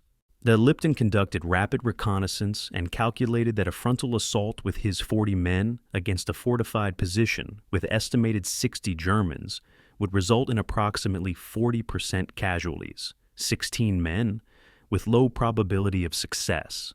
Lipton requested artillery support to soften the position before assault. Request denied. Artillery was committed supporting other operations. Lipton requested permission to flank the position rather than assault frontally. Request denied. Flanking movement would take too long and delay the entire operational timeline. Lipton was ordered to assault immediately. Lipton made a decision that violated direct orders. He held his position and called for artillery support again, claiming he couldn't advance without it. The second request was approved 30 minutes later, and artillery suppressed the German position. Lipton's platoon assaulted and took the objective with 4 casualties rather than the 16 that frontal assault would have caused. Lipton was never formally disciplined for refusing the initial order, but he understood that he'd crossed a line, had prioritized his men's lives over operational timelines, and that military effectiveness sometimes required officers to make decisions that protected their men, even when those decisions contradicted orders from commanders who weren't present to assess local conditions. The town of St. Lo fell not to the 506th's assault, but to the 29th Infantry Division and coordinated artillery bombardment that systematically destroyed German defensive positions over multiple days. The 506th's role was to secure the northern approach and hold ground against German counterattacks, and fix German forces in place while other American units conducted the actual assault into the town. The operational contribution was significant. Tying down German forces prevented them from repositioning to defend against the main assault, but the men of the 506th felt peripheral rather than central to the victory. They had fought for 8 days, suffered 67 killed and 143 wounded in a 36-hour period, and watched other units receive credit for capturing the objective the 506th had bled to make possible. The bitterness wasn't about glory or recognition. It was about the mathematics of sacrifice. 210 casualties, 15% of the regiment, to secure approach roads that would be used by other units to achieve the objective everyone would remember. Was securing approach roads worth 210 American lives? The answer was yes, militarily and incomprehensible humanly. German casualties in the St. Lo operation were severe but strategically manageable. Estimated 240 killed, 89 captured, and hundreds wounded. German units reported being worn to nothing by sustained American pressure. But wearing German units to nothing took American casualties that exceeded German casualties by approximately 2-to-1. Americans lost more men taking St. Lo than Germans lost defending it. The exchange ratio troubled military analysts conducting post-battle assessments. American advantages in artillery, air support, and logistics should have resulted in favorable casualty ratios where Americans inflicted more casualties than they sustained.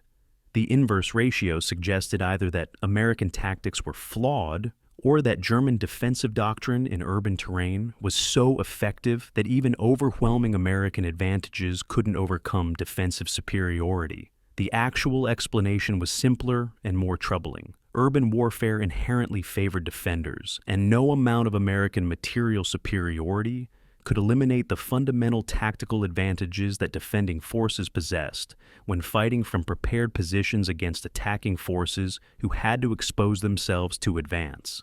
The town officially fell to the 29th Infantry Division on July 18th, 10 days after the 506th began their assault on the northern approaches. The delay illustrated the grinding nature of Normandy combat. Objectives that planning staffs assumed would fall in hours or days required weeks of sustained pressure, where gains were measured in hundreds of meters per day rather than miles. The American advance through Normandy averaged approximately 1 mile per day across the entire operation, a pace that seemed glacial compared to the rapid mobile warfare that characterized later phases of the European campaign. But the pace wasn't due to American incompetence or lack of aggression.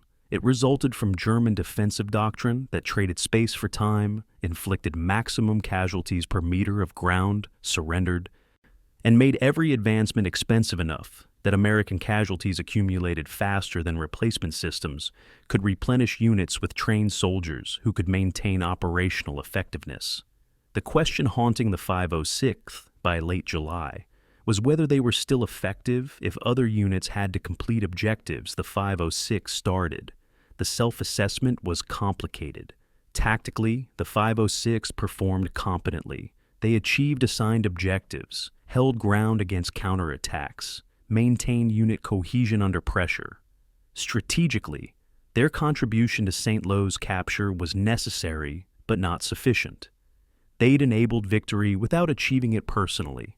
The psychological impact was subtle but corrosive, and men who'd believed they were elite forces capable of achieving any objective were confronting limitations, not individual limitations of courage or skill, but collective limitations of what any unit could accomplish against prepared defenses with finite personnel and finite endurance. The realization didn't make them less effective militarily. It made them more realistic about what effectiveness meant in sustained attritional warfare, where no single unit determined outcomes, and victory resulted from accumulated pressure by multiple units over extended periods. The transformation from elite shock troops to one regiment among many in a grinding campaign wasn't dramatic, but it changed how the 506th understood their role and how they assessed success. Victory stopped being about heroic achievements and became about surviving long enough to contribute incrementally to larger operations that might eventually produce strategic outcomes nobody could predict or control. By July 18th, when St. Lo fell, the 506th Regiment had been in continuous combat for 43 days. What they'd become after those 43 days was different from what they'd been on June 6th. They were more experienced, more capable tactically, more realistic about warfare's nature. They were also more exhausted, more psychologically damaged, and closer to the breaking point where sustained operations would render them combat ineffective regardless of individual courage or competence. The question facing commanders was whether to continue using the 506th in frontline operations or rotate them to reserve status for recovery. The answer would determine whether the regiment remained functional for future operations, or was ground down past the point of reconstitution. For the men themselves, the question was simpler and more desperate. Would the war ever end, or had they entered a permanent state where survival meant existing day to day in continuous danger that never resolved into either safety or death, but remained suspended indefinitely in unendurable endurance that had to be endured because no alternative existed except breaking down completely and surrendering whatever remained of themselves after 43 days had already consumed most of who they had been before June 6th. Normandy Field Hospital, and July 14th, 1944.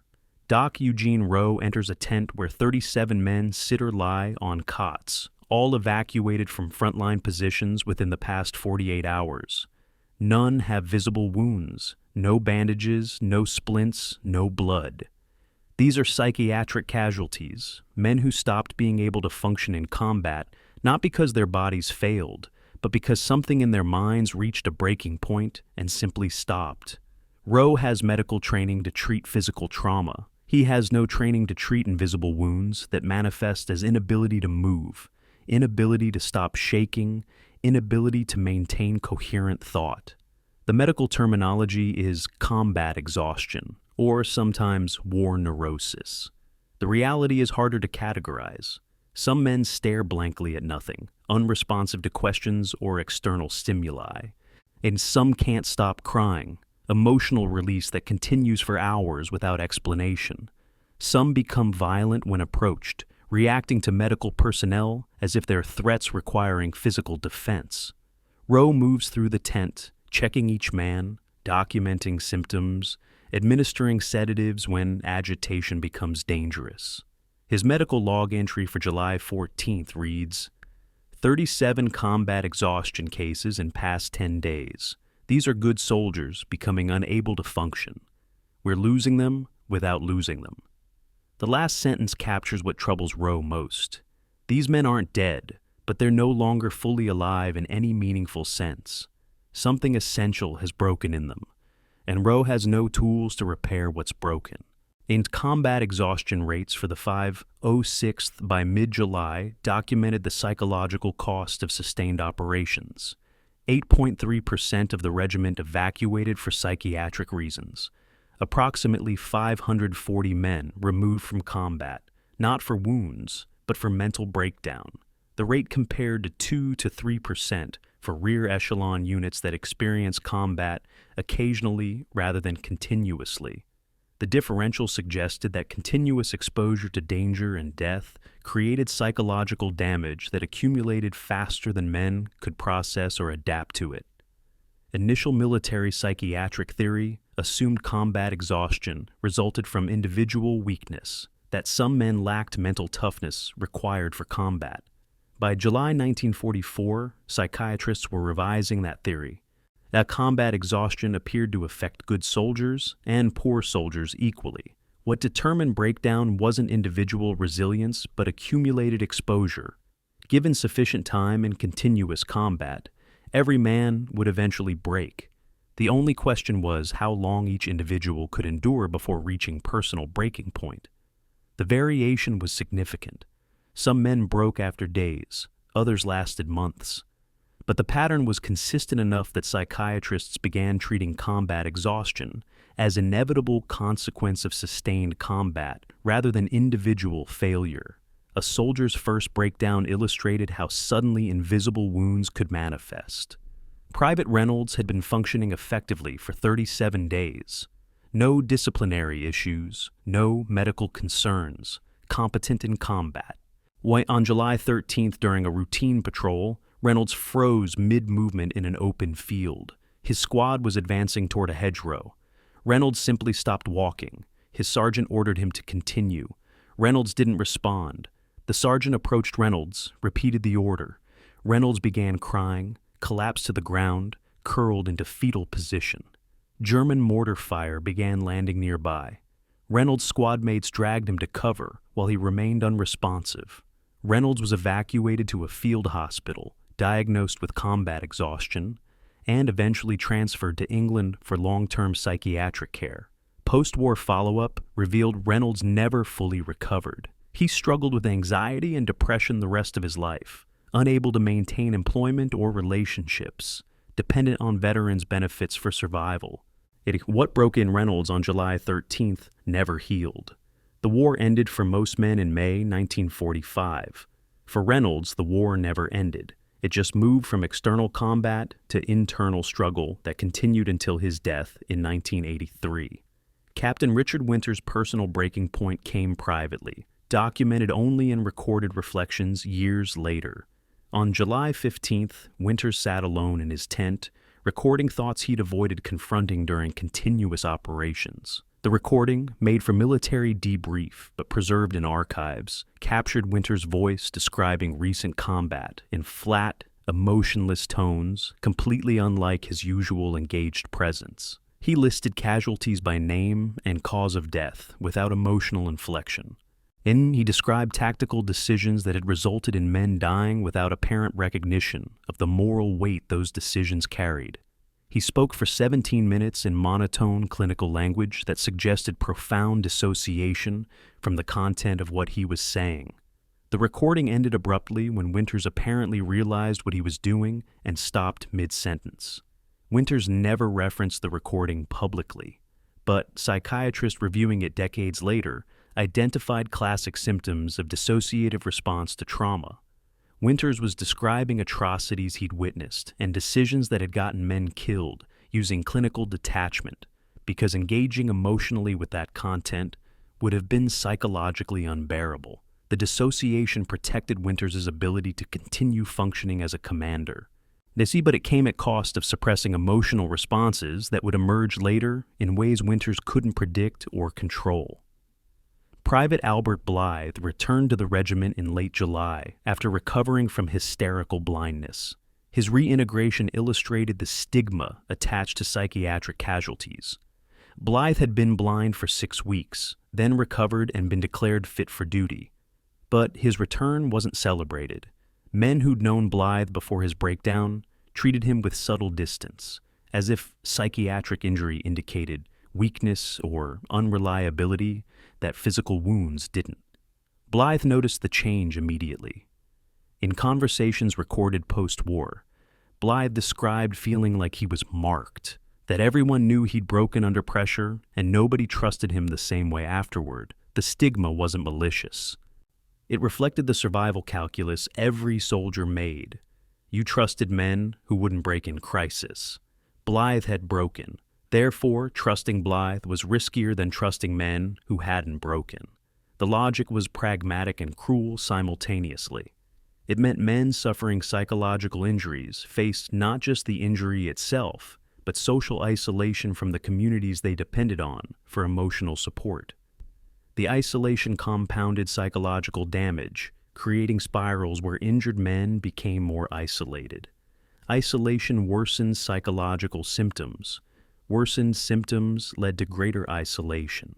Breaking the spiral required medical intervention and social reintegration. The military provided limited medical intervention. It provided almost no social reintegration support. 8 men like Blythe either recovered on their own or remained psychologically damaged for life.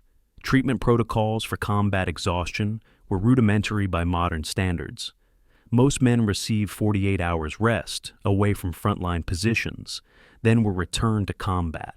Only 14% were permanently evacuated from the European theater. The treatment philosophy assumed combat exhaustion resulted from temporary overload that rest would resolve. Return to duty rates suggested the philosophy was partially valid. Approximately 70% of men returned to combat after brief rest performed adequately, though performance metrics measured only whether men followed orders and completed tasks, not whether they had recovered psychologically. Modern research on combat trauma suggests 48 hours rest doesn't resolve psychological damage. It merely allows suppression of symptoms enough for men to return to functioning superficially, while damage continues accumulating beneath surface behavior. The 506's 70% successful return rate didn't mean 70% of men recovered. It meant 70% learned to function despite not recovering, carrying psychological injuries that would manifest in full only years or decades later when military structure no longer forced them to maintain surface functionality. The replacement problem compounded psychological stress throughout the regiment. By mid-July, 687 new men had cycled through the 506th, replacing casualties or supplementing depleted units. Only 12% had more than 30 days combat experience.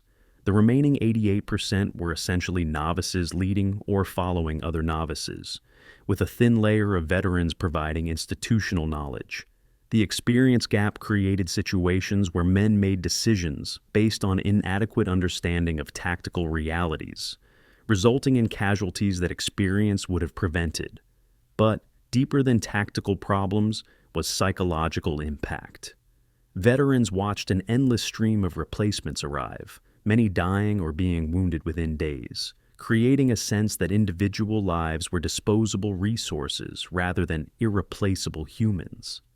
The psychological defense mechanism veterans developed, emotional disengagement from replacements, because forming attachments to people who would probably die soon was too painful, protected veterans' emotional equilibrium while dehumanizing the replacements they were supposed to integrate and protect.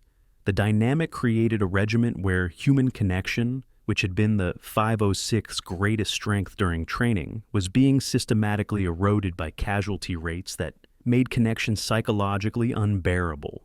3 platoon leaders rotated out of the 506th in July, their departures documenting how breaking points affected leadership differently than enlisted personnel. Lieutenant Harrison transferred to rear area assignment after determining he couldn't watch more men die following his orders. Lieutenant Cooper was evacuated for medical reasons that records listed as combat fatigue, but witnesses described as complete emotional breakdown, during which Cooper became catatonic for 6 hours. Lieutenant Walsh volunteered for transfer to a different regiment because, as he explained in his transfer request, "I can't lead these men anymore. Every decision I make gets someone killed or wounded. I'm not losing tactical competence. I'm losing the capacity to make those decisions without it destroying me." The 3 departures represented different responses to the same breaking point: recognition that continued leadership required psychological costs they couldn't sustain. The military accepted their departures without disciplinary action because psychiatrists recognized that forcing psychologically damaged officers to continue command positions endangered everyone under their authority. But acceptance didn't resolve the moral questions. Were these officers failing in duty by prioritizing their psychological health over their men's needs? Or were they demonstrating wisdom by recognizing their limitations before those limitations got soldiers killed? The debate continued for decades among military ethicists without resolution. Documented cases existed of men transitioning from combat effective to non-functional in periods as short as 3 days. Private Owens participated in successful combat operations July 9th through 11th, receiving commendations for his performance. On July 12th, Owens began showing signs of dissociation, delayed responses to orders, difficulty maintaining focus, inappropriate emotional responses to situations. By July 13th, Owens was non-functional, unable to perform basic tasks, unresponsive to commands, requiring constant supervision. He was evacuated on July 14th, diagnosed with acute combat stress reaction. Post-war psychiatric evaluation suggested Owens had been suppressing accumulated trauma for weeks, functioning through willpower and denial until something, possibly witnessing a friend's death on July 11th, triggered complete breakdown.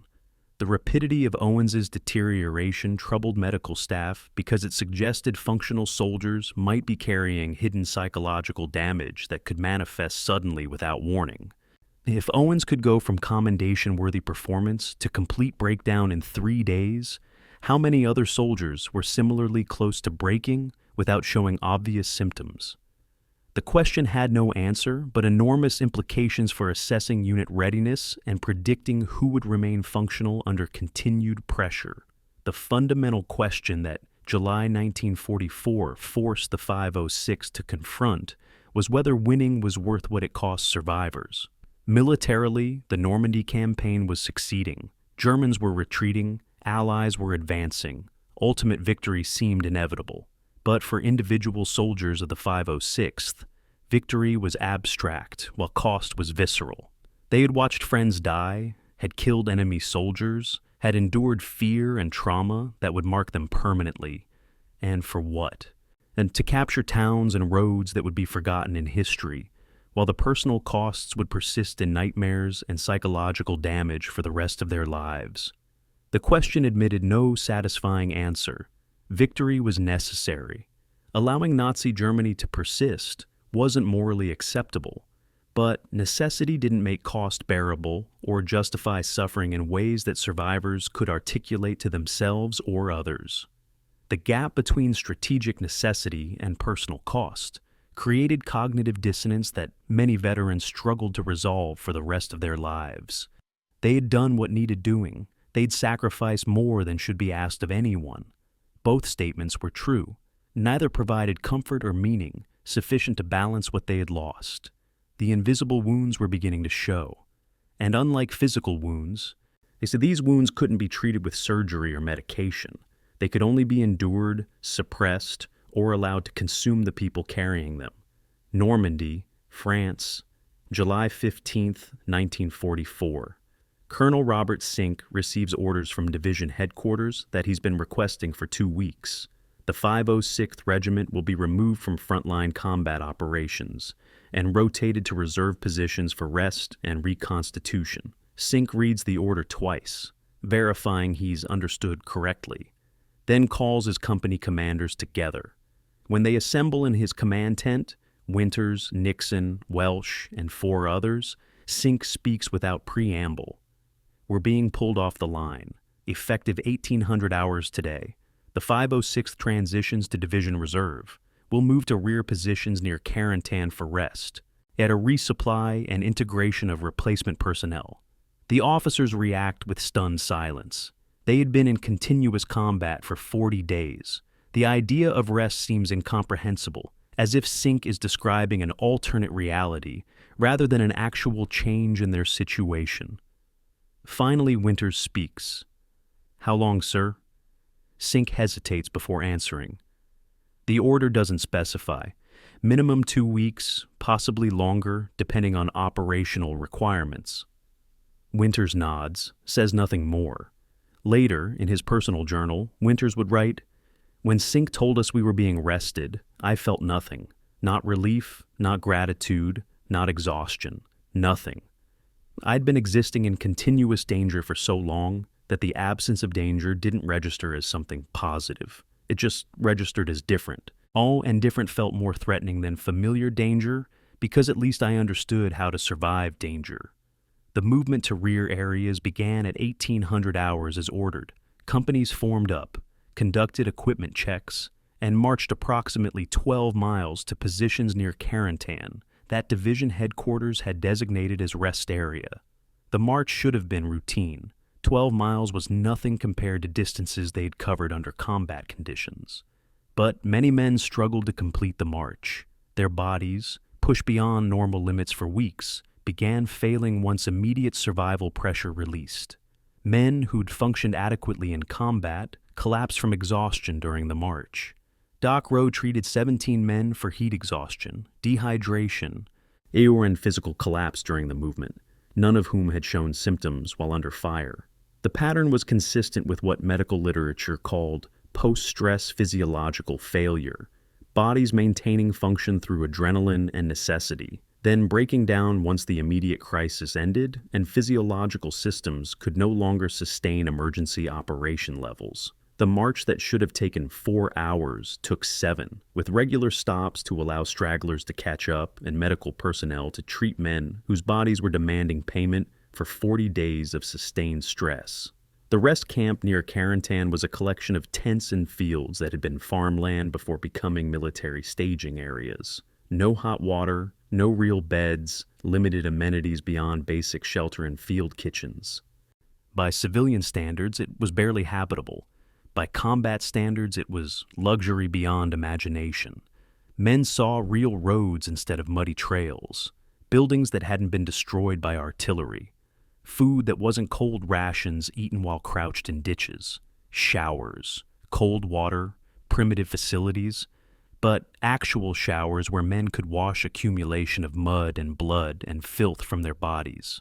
Some men approached these simple comforts with visible emotion.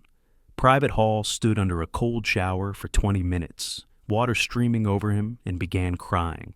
Not from pain or joy, but from the overwhelming sensation of being clean for the first time in 6 weeks. Hall later couldn't explain why cleanliness triggered emotional release. The best explanation he offered? Being dirty was normal. Yet being clean reminded me I used to be human instead of just a thing that tried not to die every day.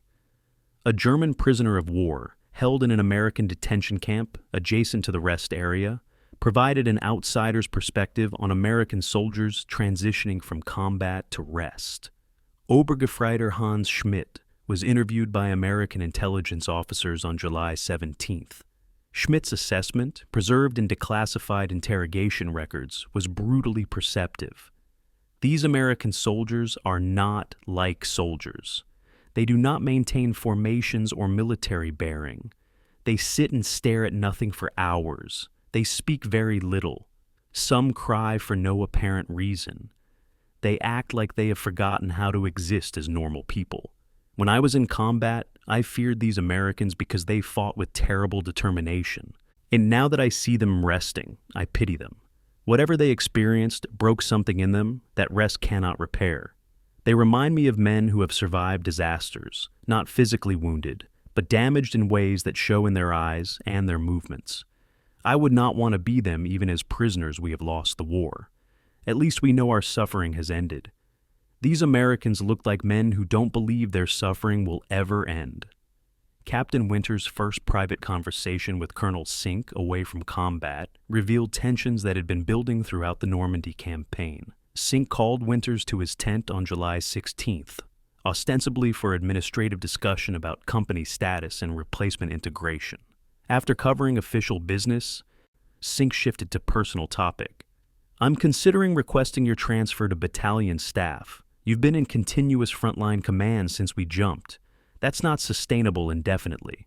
Staff position would give you breathing room and preserve you for operations where we need our best company commanders." Winter's response was immediate and emphatic. "No, sir. With respect, I'm not leaving Easy Company. These men have followed me through 40 days of hell. I'm not abandoning them now because things got difficult." Sink pressed. "I'm not questioning your loyalty. I'm questioning whether you're approaching a breaking point that will make you ineffective." Winter's answer revealed how close to breaking he actually was. "Sir, I passed my breaking point around July 1st. I'm operating beyond whatever breaking point means. But I'm still effective, and my men trust me.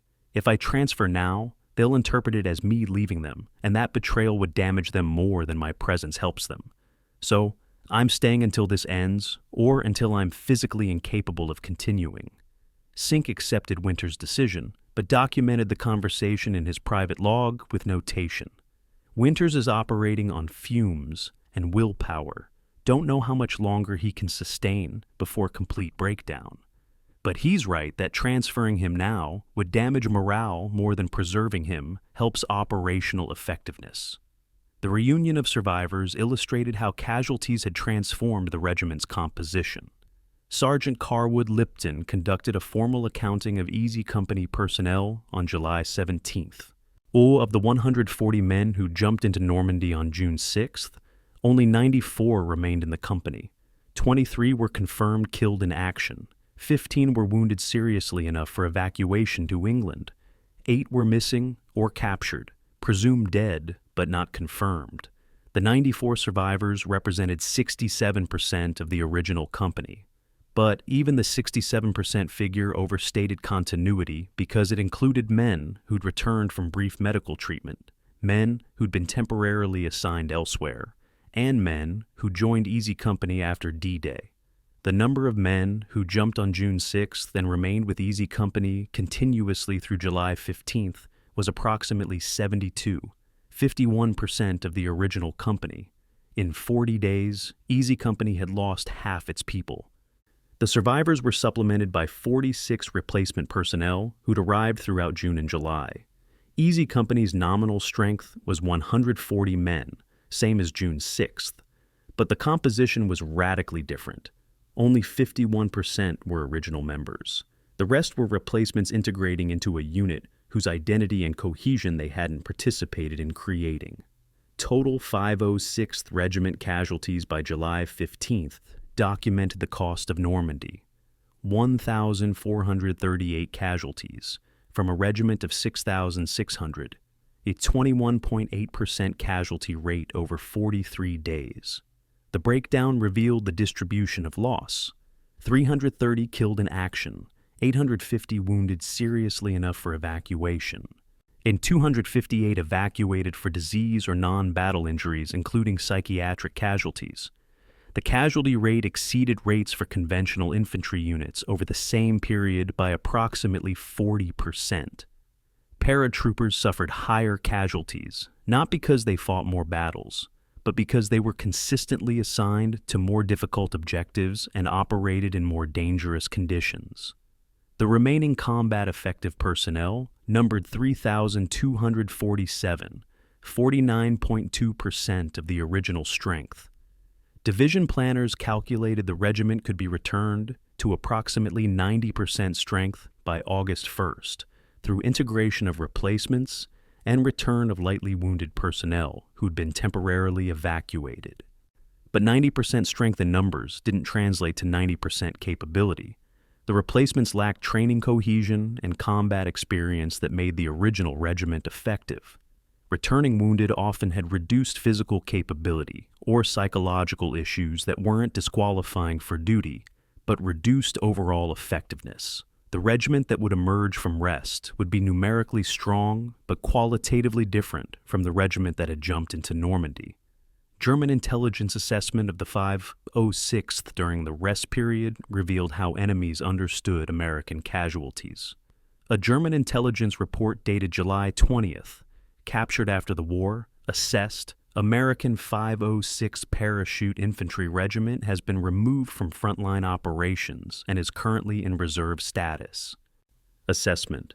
Unit is exhausted and will not be combat effective until September 1944 at earliest.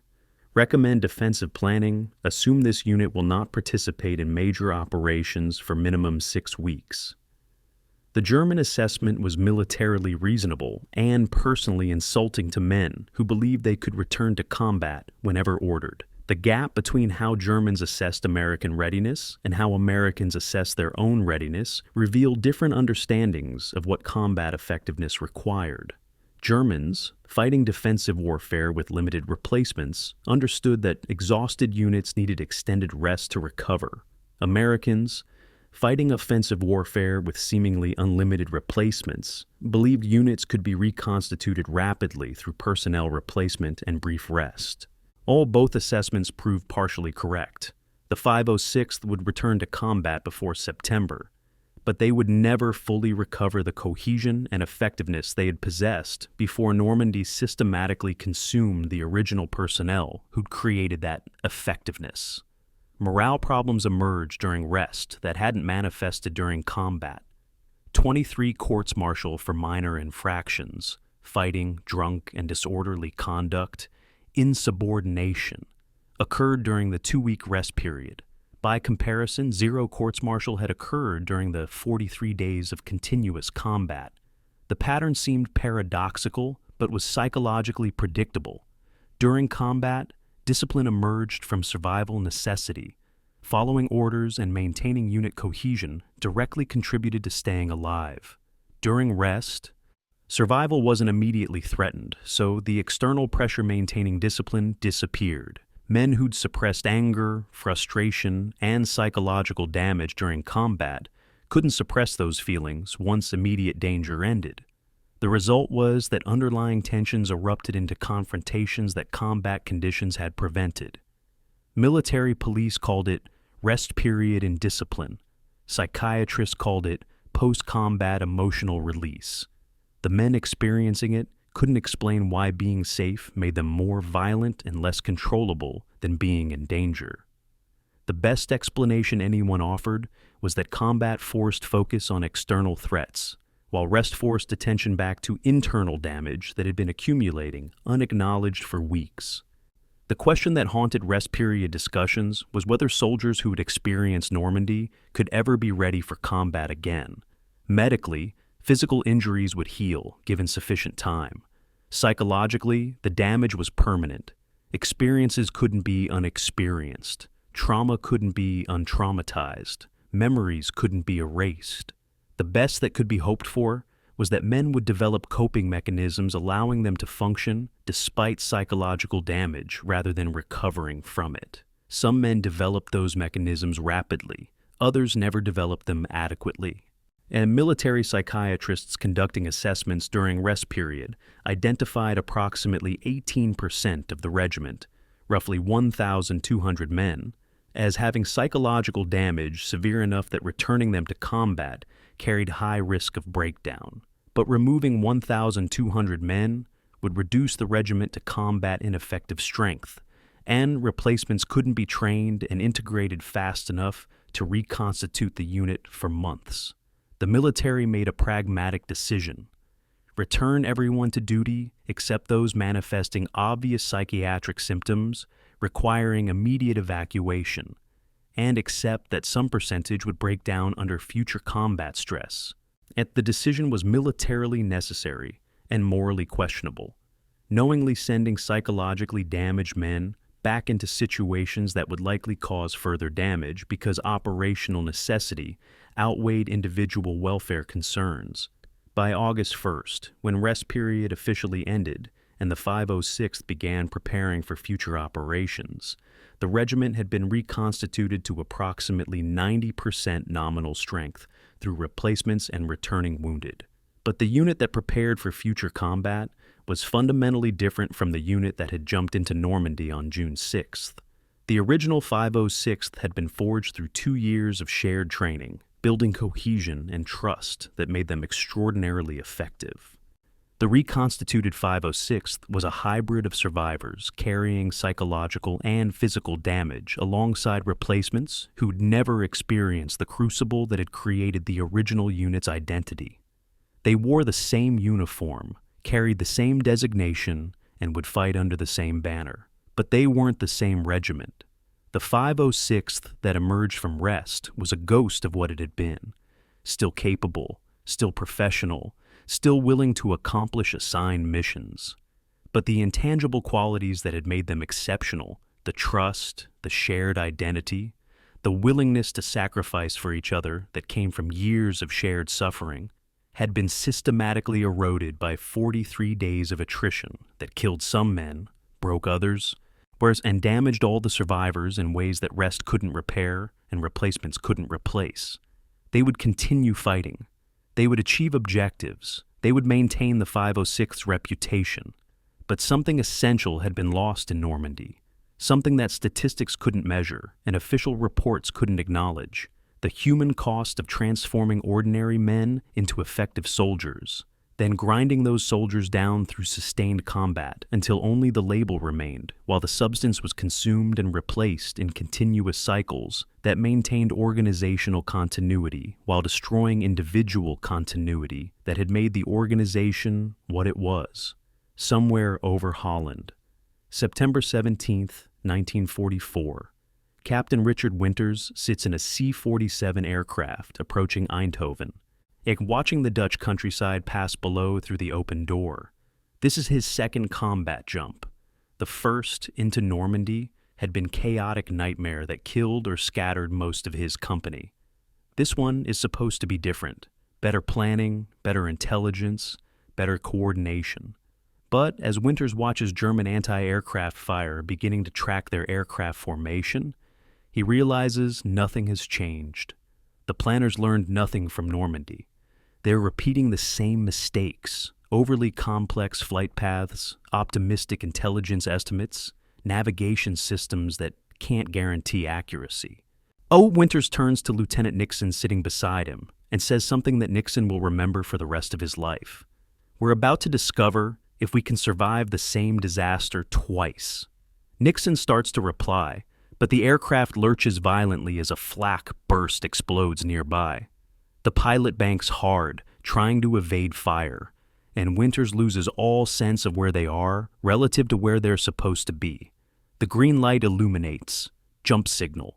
Winters stands, moves to the door, and jumps into Dutch sky with the certainty that wherever he lands, it won't be where planners intended.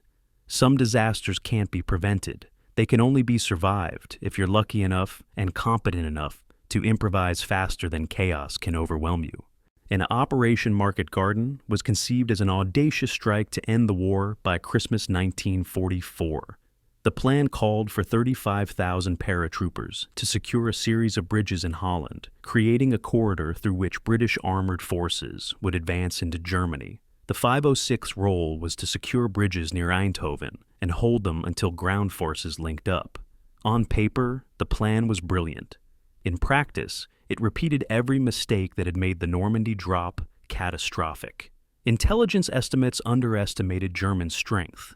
Flight paths were complex and vulnerable to anti-aircraft fire. Navigation accuracy depended on factors: weather, visibility, pilot skill that couldn't be controlled. Coordination between airborne forces and ground forces assumed communications and timing precision that 1940s military technology couldn't guarantee. The plan was approved not because it was likely to succeed, but because political pressure demanded some dramatic action to maintain momentum after the successful Normandy Campaign. The generals ordering the operation knew the risks. They accepted them because alternatives seemed worse than attempting something with acknowledged high failure probability. The drop on September the 17th proved that learning from mistakes requires acknowledging mistakes occurred, something military planning apparently couldn't accomplish between June and September. German anti-aircraft fire was far more effective than intelligence had predicted. The intelligence failure resulted from German reinforcements, 2nd SS Panzer Corps, being identified on September 15th, but commanders choosing not to adjust plans because they'd committed too much political capital to the operation to cancel based on late-arriving intelligence. Aircraft carrying the 506th encountered heavy flak, starting approximately 10 miles from drop zones. Multiple aircraft were hit. Some went down in flames, paratroopers dying before they could jump. Others took damage that altered flight paths, scattering men even more widely than the Normandy drop. Winters landed with approximately 70% of Easy Company reasonably concentrated, better than Normandy, but still far short of the 100% concentration that operational plans assumed. The Weggel Bridge became the 506's primary objective and primary nightmare over 8 days of fighting. The bridge itself was unremarkable, a concrete span crossing a canal, strategically important only because it was part of the corridor British armored forces needed for their advance. American paratroopers secured the bridge easily on September 17th, encountering minimal German resistance. Then everything went wrong. German reinforcements arrived faster than intelligence predicted. British ground forces, which were supposed to link up within 48 hours, were delayed by German resistance along the entire corridor. The 506 found themselves holding a bridge against increasing German pressure with no resupply, no reinforcement, and no clear timeline for when ground forces would arrive. The tactical situation was simple and impossible. Hold the bridge indefinitely against superior German forces using only ammunition and supplies you carried on your body when you jumped. Dutch civilians emerged from hiding as American paratroopers secured Eindhoven, creating a complication nobody had adequately planned for. The Dutch had been occupied by Germany for 4 years. They saw American paratroopers as liberators bringing freedom. Their joy and relief were genuine and overwhelming. Crowds surrounding American soldiers, offering food and shelter, celebrating liberation. But celebration created operational problems. American forces were supposed to be securing tactical objectives and preparing for German counterattacks. Instead, they were managing crowds of civilians who didn't understand that liberation was provisional. Next, that Germans might retake the town, that celebration was premature until ground forces established permanent control. More troubling, American soldiers suddenly had to defend civilian lives in addition to military objectives. A German artillery bombardment of Eindhoven on September 19th killed approximately 200 Dutch civilians. American paratroopers watched people who'd been celebrating liberation hours earlier dying from German fire and realized they'd inadvertently endangered civilians by liberating areas they couldn't permanently secure. The guilt of watching civilians die because Americans had raised hopes that couldn't yet be fulfilled created psychological burdens that combat against purely military targets didn't impose. And the operational failure became apparent by September 20th, 3 days into the operation that was supposed to secure objectives within 48 hours. The corridor that was supposed to be continuous was broken in multiple places. British armored forces were stalled by German resistance and couldn't reach forward positions where paratroopers were increasingly isolated. German forces had reacted faster and more effectively than intelligence predicted, concentrating forces at critical points along the corridor and systematically cutting off American and British units. The 506th held Weggel and surrounding positions, but were completely isolated from ground support from September 17th through September 25th, 8 days with no physical link to friendly forces, no resupply except what could be airdropped, and no reinforcement, no evacuation for wounded except by unreliable aircraft extraction. They were an island of Americans surrounded by Germans, holding positions that might become indefensible but couldn't be abandoned without compromising the entire operation. Intelligence failure was more catastrophic than Normandy, because unlike Normandy where intelligence lacked information, Market Garden intelligence possessed accurate information, and commanders chose to ignore it. German 2nd SS Panzer Corps presence was identified on September 15th. British intelligence officers recommended either canceling the operation or significantly reinforcing airborne forces to account for unexpectedly strong German opposition. Field Marshal Bernard Montgomery, commanding the operation, and dismissed the intelligence as overestimating German capability and ordered the operation to proceed as planned. Post-war analysis revealed Montgomery's decision resulted from political pressure to demonstrate Allied offensive momentum, not from belief that intelligence was wrong. Montgomery knew Germans were stronger than operational plans assumed. He proceeded anyway because canceling would damage his reputation and Allied morale. The decision to ignore accurate intelligence resulted in paratroopers jumping into situations significantly more dangerous than they had been briefed, suffering casualties that could have been prevented if commanders had adjusted plans based on available information. Supply drop accuracy was even worse than Normandy. Only 17% of supply containers landed in 506th controlled drop zones, and 53% landed in German-controlled or heavily contested areas where Americans couldn't recover them. The remaining 30% landed in areas where terrain made recovery impossible, swamps, rivers, behind German lines. The result was that the 506th fought for 8 days using primarily ammunition and supplies they had carried when jumping, supplemented by whatever they could capture from Germans. Food became critically scarce by September 23rd. Medical supplies were exhausted by September 21st. Radio batteries died, eliminating communication with higher command. The unit descended into conditions resembling the scattered Normandy drop. Isolated groups holding positions through improvisation and determination, functionally independent because no coordination with other friendly forces was possible. The difference was that unlike Normandy where supply lines were established within days, Market Garden's supply situation never improved. The operation failed so comprehensively that normal supply systems couldn't reach forward positions until after the operation was effectively over. The Weggel Bridge assault on September 21st illustrated how desperate the situation had become. German forces, approximately 120 infantry supported by armor, assaulted the bridge defended by approximately 40 Americans from the 506th. The mathematics were unfavorable, 3-to-1 numerical advantage plus armor support. American defenders couldn't retreat without abandoning the objective. They couldn't call for support because communications were out. They had to hold with what they had or fail completely. They held for 6 hours through ammunition conservation that bordered on miraculous, firing only when targets were certain, rationing grenades, making every shot count because resupply was impossible.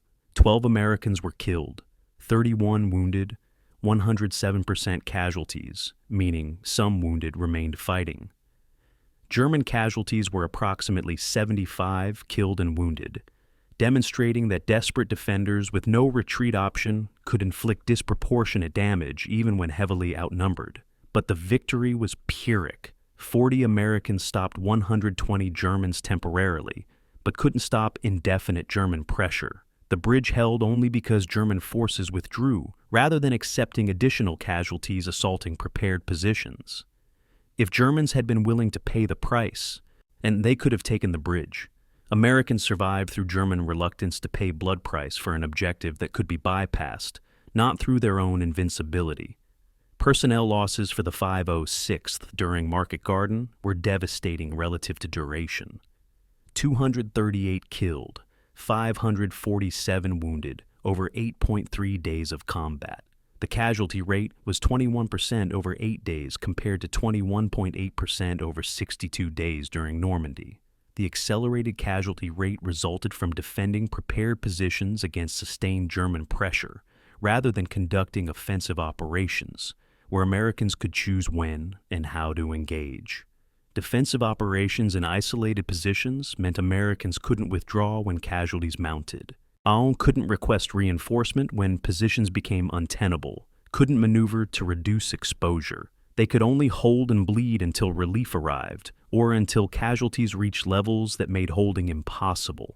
The question facing commanders daily was how many casualties were acceptable to hold positions that might become strategically irrelevant if the larger operation failed. The answer was never articulated officially, but was implicit in orders. Casualties were acceptable until the position fell. Individual lives mattered less than maintaining positions. Even if maintaining positions became pure exercise and stubborn refusal to acknowledge that the operation had failed and holding out longer just meant more men dying for objectives that would be abandoned eventually. At the duration of isolation, 8 days completely cut off from friendly ground forces, created psychological pressure different from Normandy chaos. In Normandy, paratroopers were scattered, but new ground forces were landing simultaneously and would link up within hours or days. In Market Garden, paratroopers were concentrated but isolated, watching days pass with no relief, no resupply improving, no indication when or if ground forces would arrive. The psychological impact of sustained isolation while under continuous pressure was corrosive. Men began wondering if they had been abandoned, if the operation had failed and nobody had told them, if they were being left to die holding positions that no longer mattered strategically. The wondering created despair that combat stress alone didn't create. Combat stress came from danger. Despair came from futility, the suspicion that suffering and dying were accomplishing nothing except making casualty statistics that would be footnotes in histories describing operational failures. The question that Market Garden forced everyone to confront was why the Army would repeat the same mistakes that had nearly destroyed the 506th 4 months earlier. The answer involved uncomfortable truths about military organizations and institutional learning. Learning from mistakes requires acknowledging mistakes occurred. Officially, the Normandy drop wasn't characterized as mistake, but as success despite difficulties. The narrative emphasized objectives achieved rather than failures of planning that made achievement extraordinarily costly. This narrative prevented honest assessment of what went wrong and how to prevent recurrence. Additionally, the commanders planning Market Garden weren't the commanders who had planned Normandy. Institutional knowledge didn't transfer effectively between planning staffs. Finally, political pressure to demonstrate Allied offensive capability created incentives to approve operations that seemed decisive even when military analysis suggested high failure probability. The combination meant Market Garden repeated Normandy's mistakes not through ignorance, but through institutional and political dynamics that prioritized action over learning, narrative over honesty, and appearance of progress over actual operational effectiveness. When ground forces finally linked up with the 506th on September 25th, the relief was tempered by recognition that the operation had failed its strategic objectives. The corridor that was supposed to reach Germany and end the war by Christmas was broken, incomplete, and unsustainable. Thousands of paratroopers had died or been captured securing bridges that couldn't be held. The 506th had accomplished their immediate tactical objectives. They'd secured and held their assigned positions despite isolation and German pressure. But tactical success felt hollow when strategic failure was obvious.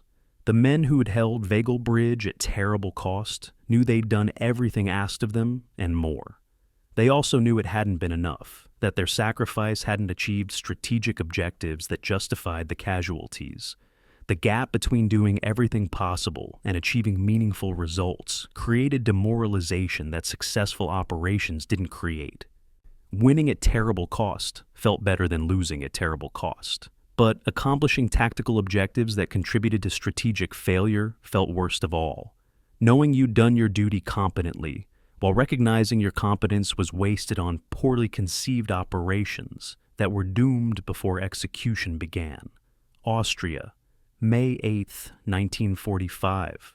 The war in Europe ends officially at 2300 hours. The 506th Regiment is positioned in occupation duties in Austria, having fought from Normandy through Belgium, into Germany, and finally to positions where they encountered remnants of German forces surrendering en masse. Captain Richard Winters gathers Easy Company to announce what everyone already knows. The war is over. Winters expects celebration, relief, joy.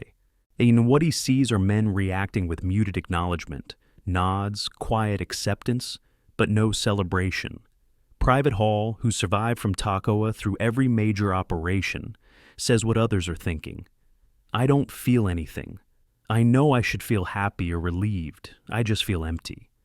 Winters understands because he feels the same emptiness. They've survived. They've won. Victory should mean something. But after 11 months of sustained combat that killed friends and damaged survivors, victory feels less like achievement and more like exhaustion that finally has permission to admit itself. The celebration Winters expected doesn't happen. Men drift back to their quarters, lie on bunks, and stare at ceilings, processing the reality that they're going to survive this war, but don't yet know whether survival is blessing or curse. The war is over, but whatever war did to them isn't over.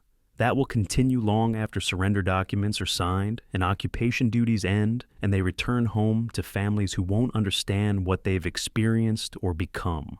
A 1946 reunion of Easy Company survivors illustrated how deeply combat had changed men and how poorly civilian life accommodated those changes. 94 men gathered for the first time since 1945, meeting in a hotel in Chicago to reconnect and remember. The organizers expected stories, laughter, camaraderie rebuilt through shared memories. What happened was more complicated. Men struggled to recognize each other's faces, not because faces had changed, but because the people behind faces had transformed into versions of themselves they had been before combat. Versions that felt disconnected from who they'd been during combat. Conversations started enthusiastically, then faded into uncomfortable silence as men realized they couldn't articulate what they'd experienced to other men who'd experienced the same things. The shared experience that should have created connection instead created mutual recognition of damage that nobody wanted to acknowledge explicitly. Many men left the reunion early, unable to sustain the pretense of normalcy that reunion implied. Post-reunion letters between veterans reveal common theme.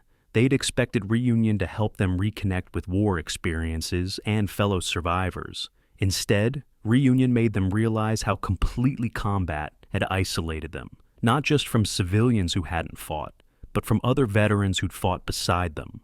The bond forged in combat couldn't be recreated in peacetime because the bond depended on shared danger that no longer existed. Captain Winters' post-war interview in the 1990s, conducted for historical documentation, captured the moral ambiguity veterans felt about their service. The interviewer asked Winters directly, "Was it worth it? Did all those boys die for something good?" Winters' response, preserved on videotape, showed a man still wrestling with questions that had no satisfying answers. People want me to say it was worth it, that all those boys died for something good. I can't say that. I can say it was necessary. Fighting Nazi Germany was necessary. Liberating Europe was necessary. But worth it? I don't know how to measure that. How do you calculate whether American lives balance against European lives saved? How do you determine if preventing Nazi atrocities justifies the psychological destruction of men who did the preventing? I can't make those calculations. What I know is that we did what we were ordered to do. We did it competently. Men died and men suffered. Whether their deaths and suffering were worthwhile is a question for people who weren't there to decide. For those of us who were there, the question isn't relevant. We didn't choose to go. We didn't choose what we had to do. We just did it. And we've spent the rest of our lives trying to understand what we became by doing it. A German officer's post-war testimony provided enemy perspective on American paratroopers that complicated simple narratives of heroism or trauma.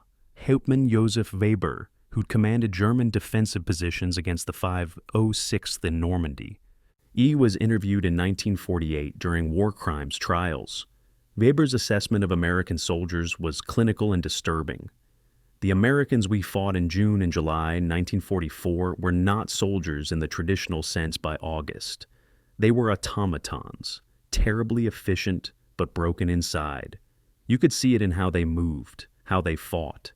Early in combat, American soldiers showed emotion, fear, hesitation, anger.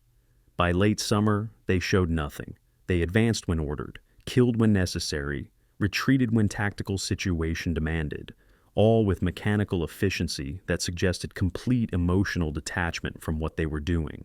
This made them extremely dangerous opponents because they couldn't be demoralized or intimidated. They had already experienced whatever psychological breaking point fear creates. But it also made them tragic figures. We were enemies, but I pitied them more than I hated them. They'd sacrificed their humanity to become effective killers, and that sacrifice seemed worse than dying. The statistical reckoning documented the price the 506th paid for its service. 330 men killed in action, 1,240 wounded seriously enough for medical evacuation, additional hundreds evacuated for disease, injury, or psychiatric reasons. 68% of the original regiment was killed or seriously wounded. Nearly 7 in 10 men who jumped into Normandy didn't complete the war intact. Only approximately 2,000 of the original 6,600 made it through the war without serious physical injury. But the statistics understated reality because completing the war intact meant physical intactness, not psychological intactness. Post-war psychiatric studies suggested 35 to 40% of 506th veterans suffered chronic psychological issues, depression, anxiety, post-traumatic stress disorder, substance abuse problems, difficulty maintaining relationships or employment. The percentage was estimate rather than definitive count, because psychiatric diagnosis in the 1950s and 60s didn't recognize combat trauma as chronic condition requiring treatment. Many veterans suffered silently, self-medicating with alcohol, withdrawing from society, or attempting suicide without ever being counted in official psychiatric casualty statistics. Its combat effectiveness assessments revealed how official narratives sanitized reality. Army War College in 1946 classified the 506th as an effective combat unit despite psychological strain, language suggesting psychological issues were minor complications that didn't impair operational effectiveness. By 2000, after decades of research on combat trauma, military historians reframed the same assessment. The unit was kept effective by suppressing evidence of psychological damage and replacing damaged personnel before damage could impair unit function. Language acknowledging that effectiveness came at cost of individual welfare that was systematically subordinated to organizational needs. The reframing didn't change historical facts, but changed interpretation of those facts. The original assessment celebrated organizational effectiveness while minimizing individual cost. The revised assessment acknowledged effectiveness required systematic sacrifice of individual mental health that peacetime morality would consider unacceptable, but wartime necessity demanded and justified. Missing personnel from Normandy remained unresolved questions decades after the war ended. 18 men from the 506th were listed as missing in action following the scattered Normandy drop. Men who jumped from aircraft were never seen again, and whose fates remained unknown. Post-war recovery efforts found 7 of the 18 in mass graves, killed during the drop or immediately after by German forces who buried bodies without identifying them. 11 remained unaccounted for, possibly killed and never recovered. Possibly captured and died in captivity without records being kept. Possibly deserted, though. That seemed unlikely given these were volunteers who'd survived rigorous training. The families of the missing received ambiguous notifications. Their loved ones were missing and presumed dead, but without confirmation or remains to bury. The ambiguity prevented closure, creating decades of hope and suffering as families wondered whether their loved one might still be alive somewhere, might return unexpectedly, or whether accepting death was betraying someone who might still need rescue. The military offered sympathy, but no answers, acknowledging that chaos of combat made some deaths impossible to document definitively. Officer fates documented how differently combat affected different individuals based on factors nobody could predict or control. Of 47 officers who jumped with the 506th on D-Day, 6 were killed in action during the war. 12 were seriously wounded, injuries that resulted in medical discharge or permanent disabilities. 8 were evacuated as psychiatric casualties at various points, their breakdowns ranging from temporary combat exhaustion to permanent psychological disability requiring hospitalization. 21 survived the war, largely unscathed physically and psychologically, or at least unscathed enough to return to normal lives without obvious dysfunction. The distribution seemed random. Officers who survived weren't more skilled or more courageous than officers who didn't. They were luckier or better at suppressing psychological damage or possessed psychological resilience that others lacked. A post-war psychiatric research attempted to identify the predictors of who would survive combat psychologically intact. The research largely failed because resilience proved individual and unpredictable. Men who seemed psychologically strong broke under relatively mild stress. Men who seemed fragile endured horrific experiences without obvious damage. The conclusion was uncomfortable. Surviving combat with psychological health intact was largely random, determined by factors personality, previous trauma, genetic predisposition, and sheer chance that couldn't be assessed or controlled through selection or training. The official narrative of the 506th's accomplishments, documented in Army histories and promoted in public commemorations, celebrated a success, language emphasizing objectives achieved, territory liberated, the enemy forces defeated. The narrative wasn't false. The 506th did achieve objectives, but success language obscured costs that success required. 26% casualty rate over 10 months of sustained combat operations. More than 1 in 4 men killed or seriously wounded. Casualty rate exceeded conventional infantry units by approximately 40% because paratroopers were consistently assigned more dangerous missions under worse conditions. The success narrative served important purposes: honoring veterans, maintaining public support for military institutions, providing families of the dead with meaning for their losses. But the narrative's emphasis on achievement made it difficult to acknowledge simultaneously that achievement came at human costs that might not have been justified by strategic results. Then that effectiveness required sacrificing individuals systematically, and that survivors paid prices the official narrative didn't acknowledge or address. The fundamental questions the 506th's history raised remained unresolved and perhaps unresolvable. Who decides whether a battle was worth it? The commanders who ordered it or the men who fought it? Does success mean anything when human cost is calculated honestly? What responsibilities do nations bear toward soldiers after war's end?